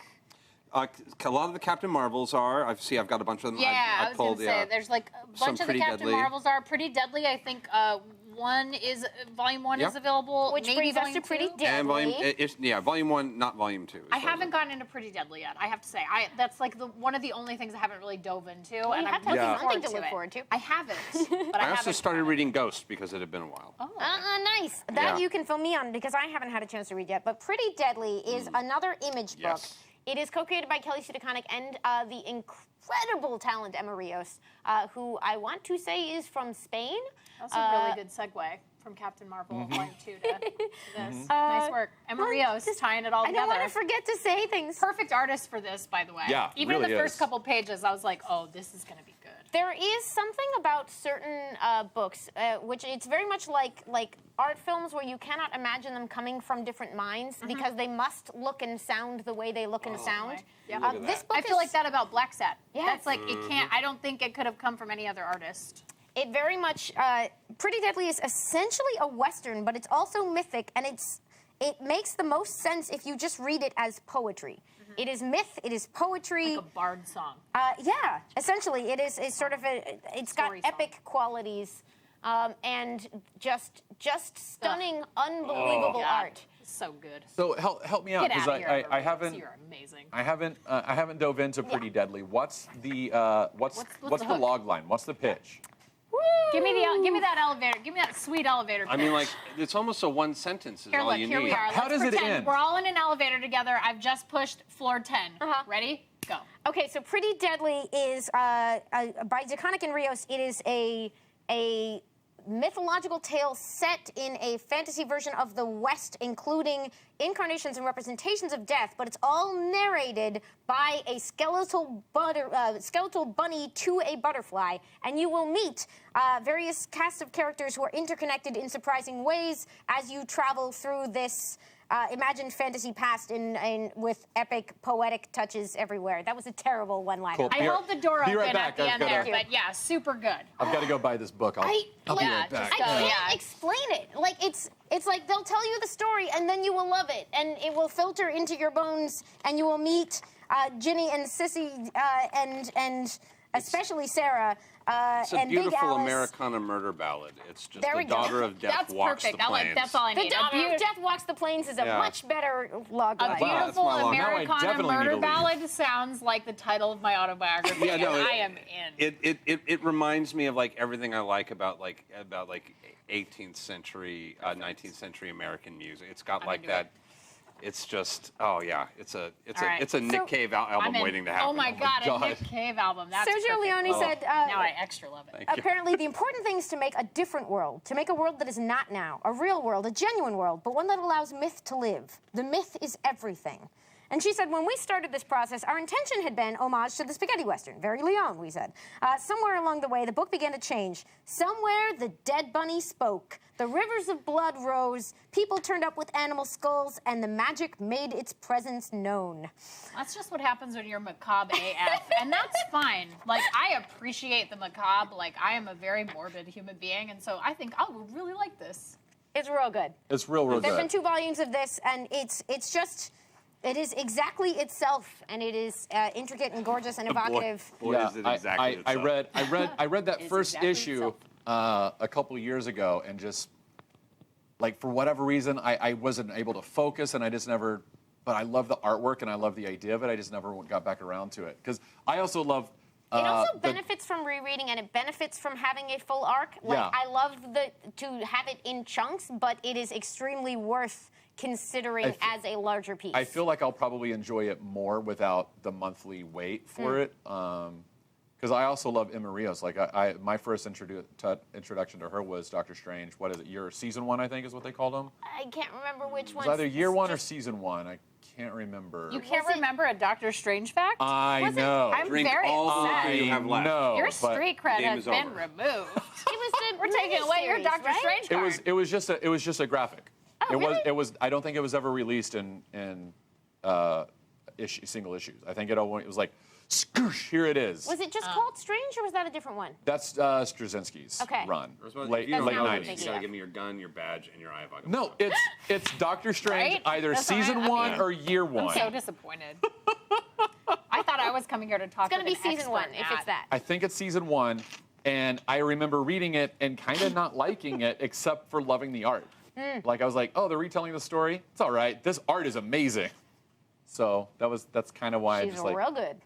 put it away. But I was like, Ima Rios, she's one to watch. That one. She's got moxie. They also That kid's did got moxie. a It's got variant moxie. cover for Pretty Deadly, which was specifically a tribute to the Valkyries. So in the many, many ways which I am horribly biased, the Valkyries is an organization of female comics retailers, of which I am a proud and loud member. And a fun Amazing. Twitter feed to follow. Yeah, the LCS There's a Valkyries. Twitter They have feed? weekly Oh, yeah. recommendations. They answer questions. It's They're great. real good. Awesome. I really enjoy it every day.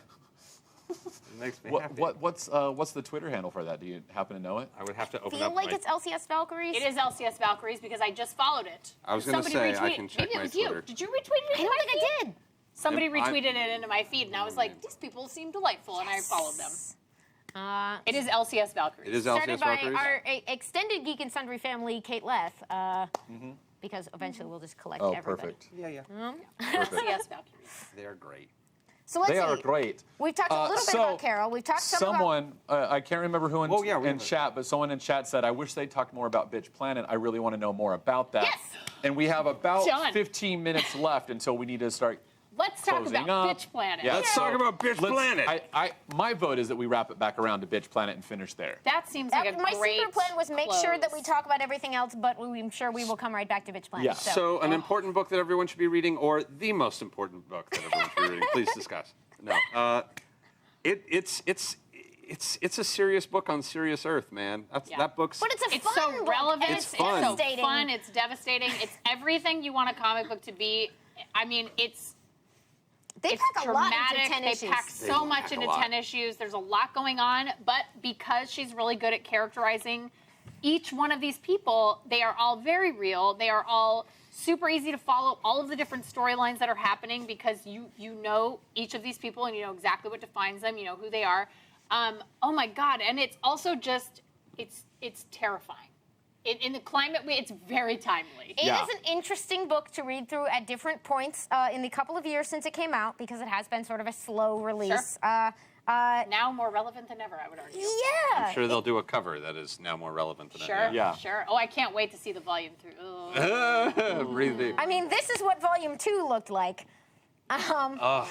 This issue is cover dated, and cover dates usually are slightly ahead. It is cover dated November 2016. Yeah. And we're not going to go too deep into it unless we Yep. feel like it, but it's a journey. So the book itself is set in sort of a ambiguously near future. The opening for issue 1 is one of the all-time classic openings for me. It is a woman running through a crowd apologizing to everyone she meets because she is taking up space and needing to get past them. And it sets... Like, it is a Sets the mission tone, statement man. for the entire book, which is to come. And she's reading the voiceover, right, for the prisoner transport or something so. like Prisoner that. transport. Yes. Yeah, she's like It's the history of the world. This is. I mean, okay, it's at the very beginning. So it says they'll play it in loops on the ride so that the NCs hear it while they sleep.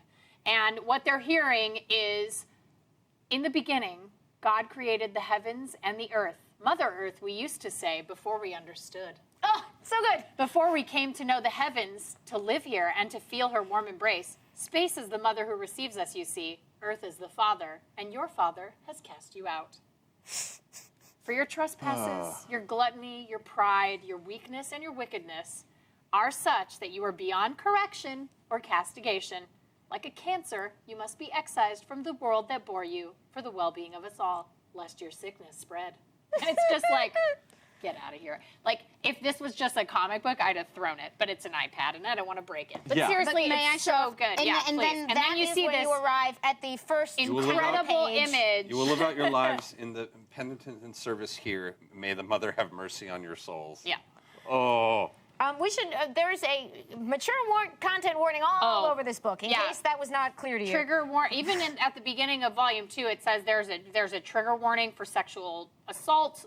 It is an intense book. It's But intense, everything yeah. is Very careful and intense. everything is deliberate. They talked about, But nothing feels exploitative ever. Ever. even though they're doing a riff on exploitation films. Sure. But it never that- feels exploitative. It always feels true to its characters. It always feels genuine to both Kelly Sue herself as a writer and also just these people. Oh, And I love of it. course, all of these Hey amazing. kids, Amazing patriarchy.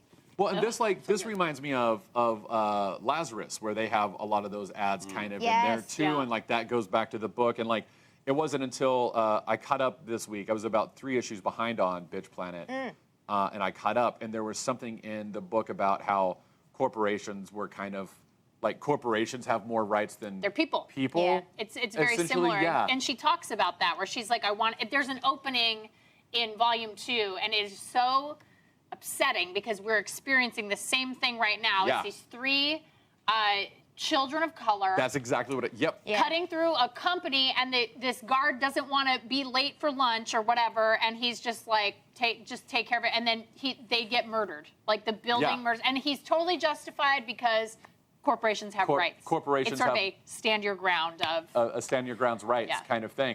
Yeah. And like I read that and immediately thought of Lazarus, and I was like, oh no, Bitch Planet's giving me even more chills than it already was. Yes. Oh damn it. Yes. Oh damn it. I read this book, and like, are we allowed to swear on this show? Fuck yeah. I just did. Okay. I read this book, the first volume of it, and this book as a woman just makes you want to go out and just fuck shit up. And like in a good way. It makes you want to just like fight for what's right and like just fight for other women and like help each other. And it's just, man, it's so good. It just It makes is me weird feel because empowered. It it's makes a- me feel empowered. It's this tale of bad things happening to good Terrible people, things and it happening makes to you good people. feel like you can punch a truck. you Well, can do anything. Like it's just, Even as a dude, you're just sitting like, oh, fuck this shit, man. Oh, no. And as the book goes along, you will meet sort of, women who are not helping matters and men who feel conflicted. It's Yep. like you Yeah. meet. There's a lot of shades of gray in this world. again, like it never feels exploitative. It never feels like any gender gets short shrift. It handles feels things simple. like it never feels simple. It's always complicated. It's always gray. It's always Intersectionality is a huge Yeah, theme of the book, and that intersectionality. they try to work more and more in as Where they is go that? along. I really liked if you read the back of I think it's volume 2. They talk about how Kelly Sue talks about how with the art they wanted to make sure that they sort of like indicated trans characters, and they were like, we did it with the overalls because we didn't want to just like specifically like exploitatively show genitalia for no reason. And it's also thoughtful, and it really comes through in everything that happens in every panel. It's so thoughtful. Not just on Kelly Sue's part, but everybody's part who worked on this book. I think they make a reference to the fact that one of the scenes, like when they're acknowledging the delays in one of the issues, they said that like because it has its roots in some of these sort of women in prison films. They were like, we had to have like a scene that takes place in the showers.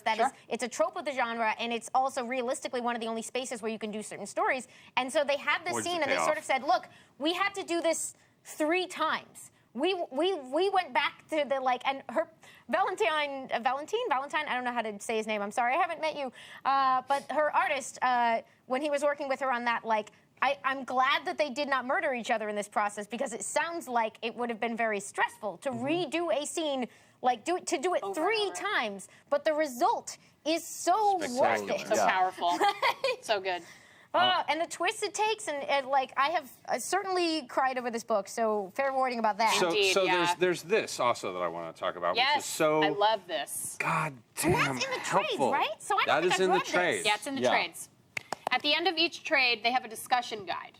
And there are, for any professor, any group that wants to talk about this book, there are some amazing, and even just you, if you read this book and get the trade, there are some really deep questions at the end of this that help you really kind of parse out what you just read. And it is, for me, like we read this really early in Alpha Comic Book Club. Like it's been around for about a year, and I want to say we read it in the first like 3 months. So they spoiled you. And it was, well, yeah, oh my God, that has been a real, Alpha Comic Book Club has been a real ride. Like almost everything we've read has been amazing, because everybody's so like great at recommending stuff. Even our viewers, like they recommend stuff in the chat. And so I had suggested that we read this, and we did, and I didn't realize, because I had only read a couple of the singles. I'd read like 1 and 2. And I was like, okay, yeah, let's read volume 1. And then I saw that discussion guide at the end, and I was like, wow, I want this in every comic book that is like, Yep. it's so good. So do some of these questions. Do some of these questions. I'm like, I was saying, I missed this from high school. This was like the one thing about reading. It's like having a professor at the back of this only book. thing I miss about reading in high school. The discussion. Who is your favorite prisoner and why? Is she also the one you identify with the most? Does the science fiction setting influence your reading of the story? If yes, how? How does noncompliance as displayed within the context of Bitch Planet work as an allegory for women today? How do characters in Bitch Planet use the term non-compliant? What does it mean for real women today? What does it mean to you? I mean, It's so good. And like, They talk about intersectional feminism. intersectional feminism is the view that women experience oppression in varying configurations and in varying degrees of intensity. Cultural patterns of oppression are not only interrelated, but are bound together and influenced by an external system of society. Examples of this include race, gender, and class, ability, and ethnicity. An example of this would be that the black women have a higher incarceration rates for the same crimes as white women commit. In Bitch Planet, Marion experienced that. Since her experience of being female didn't intersect with someone like Cam or Penny, this difference would protect her or offer her special consideration. Can you think of other instances, either in pop culture or in the media or in your own life, where you can point out the ways that different women's experiences don't always intersect? I'm like, ah! And even just for me, like reading that, I got what I was hoping for out of the book, but then I read that and it made me think about all of the other things I had never considered, and I was like, I feel like I just got so much more out of this book, like in a good way. Like I feel like this book caused me to grow personally, and I appreciate it beyond like what I could express. It's great. Well, and like I'm coming at it from the perspective of someone who wasn't raised inside of feminism and different, like I never like was against like women's rights. I was never like an anti-feminist or anything like that. But you weren't raised in it. I wasn't raised within it. So Sure. like even as a 40-year-old, almost 40, I'm 39.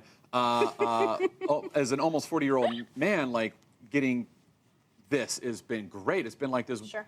like this comic book primer to Very feminism, eye-opening. and like it's been eye-opening, exactly. And it's just like, oh my God, so much more makes sense to me in a way that is necessary for my perspective to, I don't know, align to what I want it to be. You know, like Sure. I want to be like, I hate to use the word woke or whatever, But you like, want to be an ally. You want I want to be an in my ally, house. exactly. And it's like things like this are very important for me because I don't have that perspective and I need that perspective. Yeah. And maybe 'Cause you I didn't want that get it when you perspective. grew Yeah. up, you know, and it's not that somebody was telling you to be anti-feminist, Oh like no, you said, but absolutely it was just not. My mom and dad were But lovely, wonderful I people. was the same way. Yeah. Like I grew up in a family full of women, but there was nobody who was like, yeah, fuck yeah, women, like feminism or whatever. There was none of that. It was just like we just existed, and Yeah. it was, you know, and this really, especially for intersectional feminism, to think about what women of color go through, to think Yeah. about, because I am a privileged white woman, you know, Yeah. and it's like, but to read this and then really be forced to, through that discussion guide, really think about it, was like, oh man, it hit me right in the heart, Yeah. right in the feels, and like I was just like, I have to do more. Like I'm not doing, I didn't realize it, but I'm really Yeah. just like, It I'm does. It not doing fills you with enough, fire. man. And what I also love is, especially you get in the back matter, that they feel like they are learning as they go as well. Yeah. Like they acknowledge how to when interact with each other, Yeah. how to like exist. The characters are and the creators are where they sort of talk about they're not trying to pretend they have all the answers, but there are ideas that are very important to them that they are incorporating into their story as they go, and it's really wonderful. What are you doing? And this is, stop showing me that. Kelly It's gonna, Sue's it's gonna like, give me an tweet, still aneurysm. tweet. But no, and this is. I've got some Kelly Sue tweets. I was to read about to in a say, Your second. face immediately. and blessed that I had some wonderful feminists in my life who you know, they didn't raise me right, but blessed they tried. You know what? turned out okay. A for effort. Yeah, A I for know. effort. No, I know what second wave is, so I'm like good there. But like, I know what that means. I'm happy. This is, but like, A, the fact that this is intentional, and B, this is what science fiction is literally for. This is science It's fiction exactly what is to sci-fi is give for. you context for somebody else's point of view, and this is so good for giving you context to something. For something that you might necessarily not entirely understand, and a great way of exploring these ideas. This is what science fiction is good for. It's also, I mean, like, I'm I gonna just call love it, because that it's about broadens your women, we mind. can call it science fish. Oh, You ever watch Lord. Drag Race? Oh, Science Lord. fish. Bring Drag Race. So, Okay. I'm dead now. Okay. Can we Yeah, show yeah. this? If you want to show Yes. that right So, now. Just show let it. me I couldn't just handle it. like go through them really fast. First of all, 20 minutes ago, Wednesday Club DVD extras. Dark-haired character in CBGB story is based on my late friend at Maggie Stepp. Aw. Pour one out for Maggie. It's such She lives on. such an amazing story. Is that, It made me there's, so happy. I I don't know which friend it's about, but I'm going to put in a plug here for an essay that Kelly Sue wrote that is in the anthology Island, which I ran out of time, but I was going to make y'all read it. But it's just, she contributed Still a make us prose read it. piece Yeah, you can still to make the us read it. first issue of a wonderful anthology called Island that Image put out. And the prose piece is a remembrance for a friend, but it's been a while, so I do not remember the name of that friend. So the only link here might be that Kelly Sue has friends. But it's a great piece, Surprising. and you should read it. It's like the legs that thing. story made Could me have miss my legs. friends. Maybe Like, feminists it- might have it legs, really- maybe no yeah. legs. Maybe but no legs, So, but one of those. No. second tweet I want to throw out. Pretty Deadly is planned for 5 volumes. Yay! Third volume is in production, and it is set in 1920s Los Angeles. Yes. Here is- Stop. No. Here's a sneak peek. Oh I have to go. I have Oh, to no. go. Oh, God. On my phone. Sneak I peek, don't know. sneak peek. Wait, Oh, tilt, no. It's a little tilt. shiny, but Wait, here, I'll very pull it up. pretty. I'll pull it up. getting I'll that. pull it No up. one's getting pretty. that. I'll pull it up. I got it. I got it. And then Here you go. Here it is. Oh, Hollywood no. Land.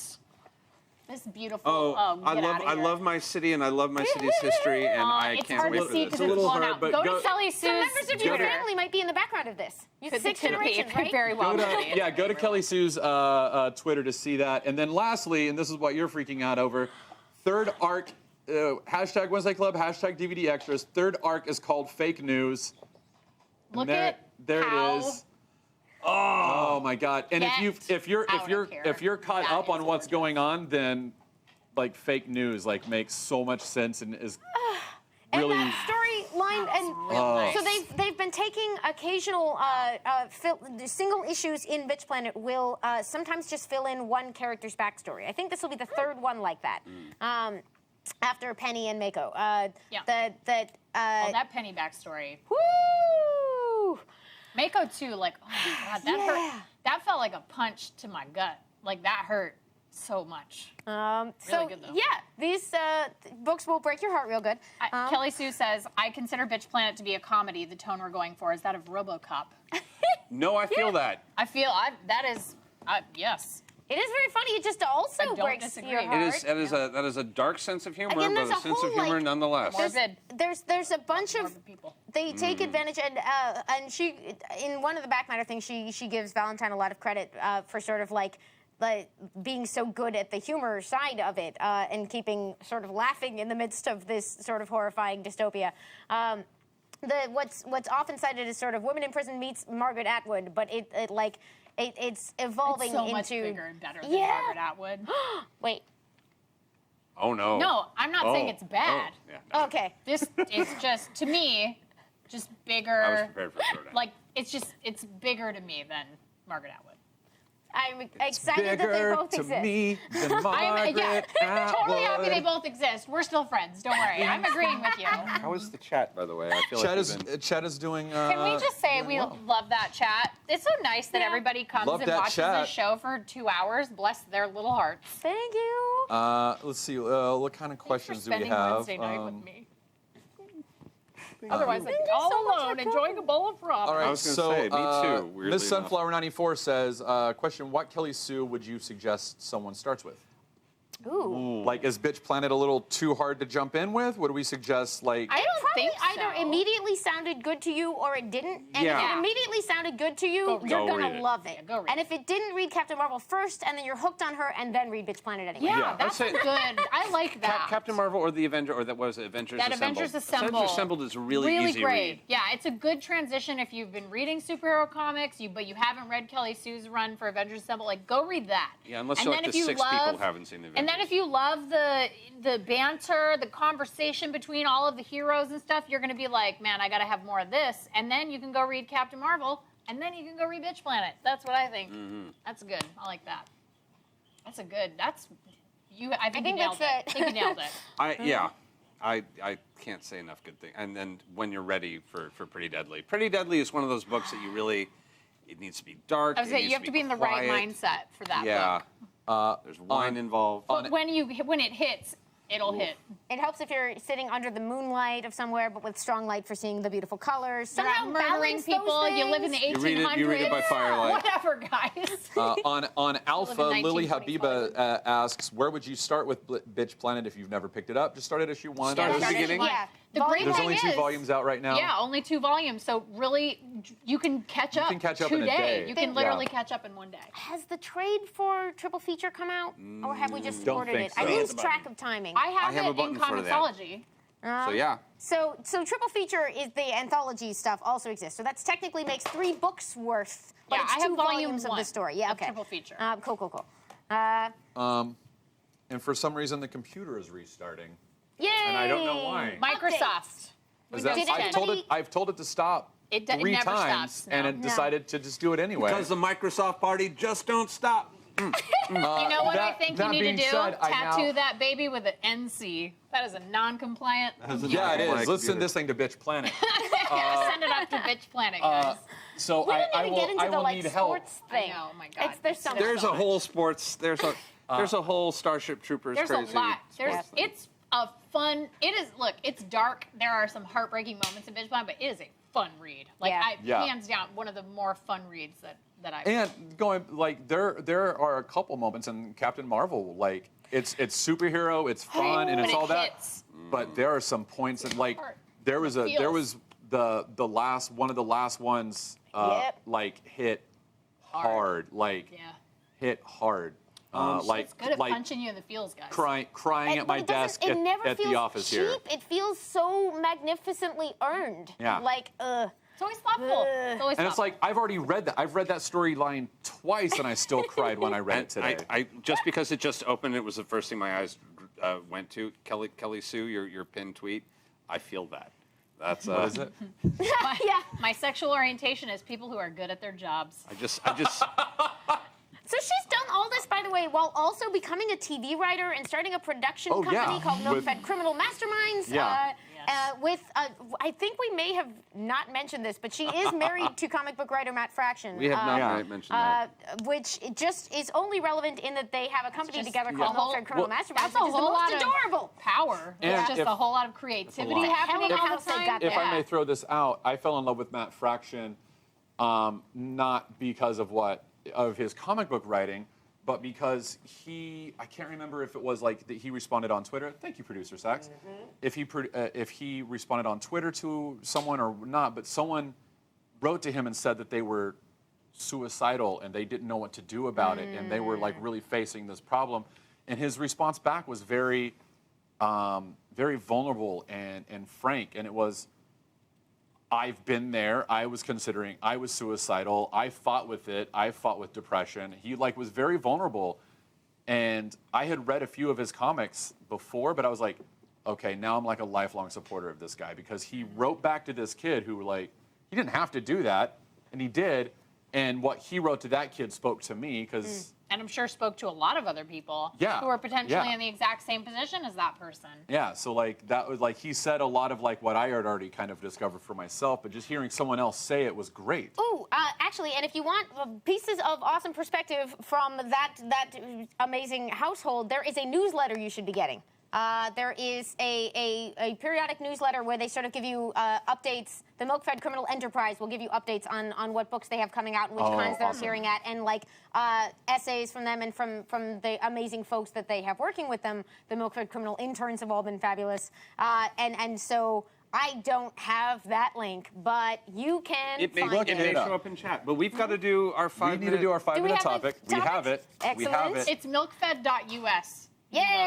Yay. I should know that because my friend built their website. Oh, look, sexy criminals. Okay, sex are you ready? Are you guys ready for the 5-minute topic? ready. Yeah, let's introduce this. All right. Let's get it going. You want to introduce us? Do I need to stretch? I was going to say, So, Well, this I'm is the gonna read Wednesday it. Club, Oh. and we are going to do a 5-minute topic sent to us by chat right now. Yeah. Right now. Okay. So, Undercover Goth, Alexander Hero 83, Bored to Seth 87, and Webley Fool all asked essentially the same. We've never had that. That's Question. amazing. This is a team-up question. Yeah. Marvel The team-up. question is, Avengers Assemble. if we could give any character a revamp in the vein of Kelly Sue DeConnick's work with Captain Marvel, who would it be and what would the revamp be? Plus, Bored to Seth's specific question is what would a reboot of DC's Captain Marvel or Shazam be? So we get bonus points if we answer that specific question. Oh, Okay. this is huge. Okay, 5 minutes on the clock. Yeah. Ready, break. Okay, you know what? I'll start this out. And Okay. I love this character, but I feel like they've never actually reached their full potential. Dazzler. I feel like we could have. I think it's time to like really let Dazzler be a pop icon and like really play into the world famous musician, pop musician as mutant, and actually what that would actually entail, and use the metaphor properly, and actually use it as like a Do Wicked and the Divine crossover? or go that direction. And I'll also say when it comes to actual Shazam and Captain Marvel, I can't speak to that, but I did once pitch a Black Adam as a 50s greaser, which I thought the fact that they never did like Adam as kind of the bad boy image of that 50s good boy mentality, I think would be a fun way of giving him a leather jacket and the silver on his shirt. So and like the hair greased back and. I've got one. Okay. We talked about it when we were reading, oh my God, I'm going to forget now, New Frontier. I would like a comic book series of John Jones as Martian Manhunter. Ooh, yes. Set in the 1950s where it's very Maltese Falcon. I want a noir where he has to figure out how to live in a world that is alien to him, and also he chooses to be a black man. So he not only has to deal with being a detective, he also has to deal with learning what it's like to live with racism and live with all of these different sort of hurdles that also come with like his choice to sort of like. Interesting. Yeah, that's what I want. Okay, there's a lot that can be done with that's. that. Oh. Guys, lot. I'm a big Martian Manhunter stan.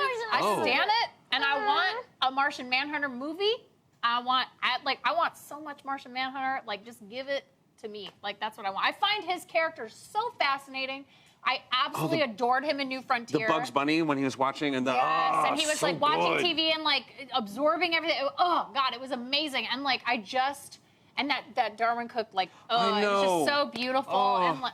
I just want that. So if a Maltese Falcon, maybe the 40s would be good. Like Maltese Falcon, detective Little bit of serial. paranoia. Yeah, late 40s, yes. early 50s. Yes, You know- that's what I want. Maybe, so here's, because the part of the genius Ooh, I'm of this excited I got Captain to answer Marvel that take question. is that it felt like that Carol was in her all along. Like, she became more clearly herself, and somehow they addressed the meta-narrative of everything that had happened to her over time. And that is, like, a huge bar to try to hit. But I would say you could probably do a really interesting version of Rachel Gray / Summers, Phoenix. Oh, yeah. I would love to see her get a solo book because she has been in and out. She has belonged and not belonged. She's been the heart and had these really close relationships, and then she's just fallen out of the story. So I would love a modern thing of Rachel, like, and you'd have to make the meta-narrative something about, like, figuring out what world she even belongs in, because she's not from this one, and she has some sins to make up for, and they explore a lot of the story in teen books. Would you say you'd like to see her rise out of the ashes, similar to a phoenix? I would. Yeah. I'm enjoying this Yeah, very they much. just used the title Phoenix Resurrection, so don't get comic booky and name it the same thing, because that will be confusing. My retailer is coming out. I know you're being cute, but stop giving things the exact same titles. It's very difficult for people to keep track of. But yes, please make that book. Okay. That's a really solid one. That's solid. Yeah. The more I've thought about it for the last 4 minutes, the more excited I get by this. One of my favorite things, we've talked about it earlier, one of my favorite things that Kelly Sue does is the banter, the teamwork, the characterization. And there's a universe in DC that is rich and ripe with so many characters, and that is the Green Lantern Corps. I would love to see Kelly take on the Green Lantern Corps, infuse a lot of her like personality that. and wit into it, but the switch is that we also integrate some of her work with Bitch Planet and feminism, and the Guardians of Oa are like in like a cultural shift, or they've all realized that they're controlling the entirety of the universe in a very patriarchal way, in a very commanding and destructive way, and they are now trying to pull back and realize, oh, maybe it's Mother Universe and not Father Universe, and now the Green Lanterns are having to kind of adapt to a new normal. Essentially the reckoning within the police state of the intergalactic order. Yeah, where that's it's a fantastic breaking of the pitch. cycle of violence instead of a continuing of. Oh It's a- no, the Marvel family. Just focus it on the Marvel family. That's how you fix Shazam. Okay. Yeah. We're out of Boom. time. We're out of time. Thank you, everybody. This has been the Wednesday Club's one-shot topic. It's our 5-minute topic. We do this every Wednesday on the Geek and Sundry Twitch. Also simulcast Yeah. on Alpha, ProjectAlpha.com. I am Matt Key at the Matt Key. I'm Taliesin Jaffe at Executive Goth. I'm Ashley Esqueda most of the time. Yes, please welcome our guest Ashley, and I'm Amy Dallen. Thank you so much for watching. And we'll see you on that next Wednesday. All right, we got 3 minutes left. We have 3 minutes. I just want to quickly say, I do want to say a couple things. Next week, we have a topic, Yes. which is, it is Wednesday like lightning. We are talking about the Thunderbolts. Woo! Wow. The Thunderbolts, which was, when I was a kid, the coolest thing I'd ever read. It was, but part of the thing about this book is it has a plot twist in the very first issue. So if you don't want it to be spoiled, I would recommend in the next week, just read issue 1 of Thunderbolts. You can probably find it for next to nothing on Comixology. You want the turn of the century Thunderbolts. the old not school, the old school Thunderbolts. I would recommend picking that up. Is the one he means. We will probably be discussing different Yeah, ones. Like that. we'll tweet it out. We'll remind you, but read that first issue I want to because say we. Busiek and Bagley. Yeah, That sounds right. It's the 1997-2003 run. This is the cover here. I'll bring it up right now. Is it Thunderbolts Classic Volume 1? yeah. Is that Probably. it? There's what it looks like. It looks like that. Looks like this? We're going to be talking about this book. This book has a lot of interesting stuff. Yep, that's the one. Oh, So it's on it is Unlimited. available on Unlimited. Yes. That's what I was checking. I was Thank like, you. all right, Yeah. it's available on Unlimited. So And I also want to say a quick shout out to some personal friends of ours over at Marvel Strike Force. You've ruined our lives. Yeah, you've ruined our lives. Thanks. This is Dasha not, and not Jay. that is a Yeah. very, Thank you, people Dasha are and Bender. obsessed. We have 1 minute left. I have a gift for you. Ah! I love you. Enjoy That's a listening to great that. We gift. can talk about it next week when we have more time. Yes, as we do this, would you please tell people where to find you? Yes, you can find me on the internet. I'm at Ashley Esqueda. Super easy. Find me on Twitter. That's mostly where I live. And I'm on Instagram at Ms. Ashley Esqueda because I was an idiot one time and deleted my Instagram account. That was at Ashley Esqueda, and now Instagram won't give it back to me. So Ms. Ashley Esqueda on Instagram. Thank so you. Taking the name. You guys are the worst. thanks for joining us. Well, we would love to have you back if you would love to come Any back. old time. Yes, we did it then. And I please mean, stay can we tuned talk for- about Darwin Cook? Like, let's just Yeah, do a whole let's do episode. We got to do a Darwin. I know Yeah. that. And please stay tuned for Weave, because we have an extremely exciting episode. Our own Marisha Ray. Yeah, my best A friend. brand new world. And co-host for Everything Key about it Questions. is exciting. And sometimes part-time Barbarella. And go watch Part-time. Key Questions. Support that Yes, show, oh my please. God, it's so good this week. You have to watch Key Questions. And watch out for Comic Book Club on Tuesdays. Yeah, Okay. do that. All right. Image for you on the way out. Okay, love you. Bye. Oh my God.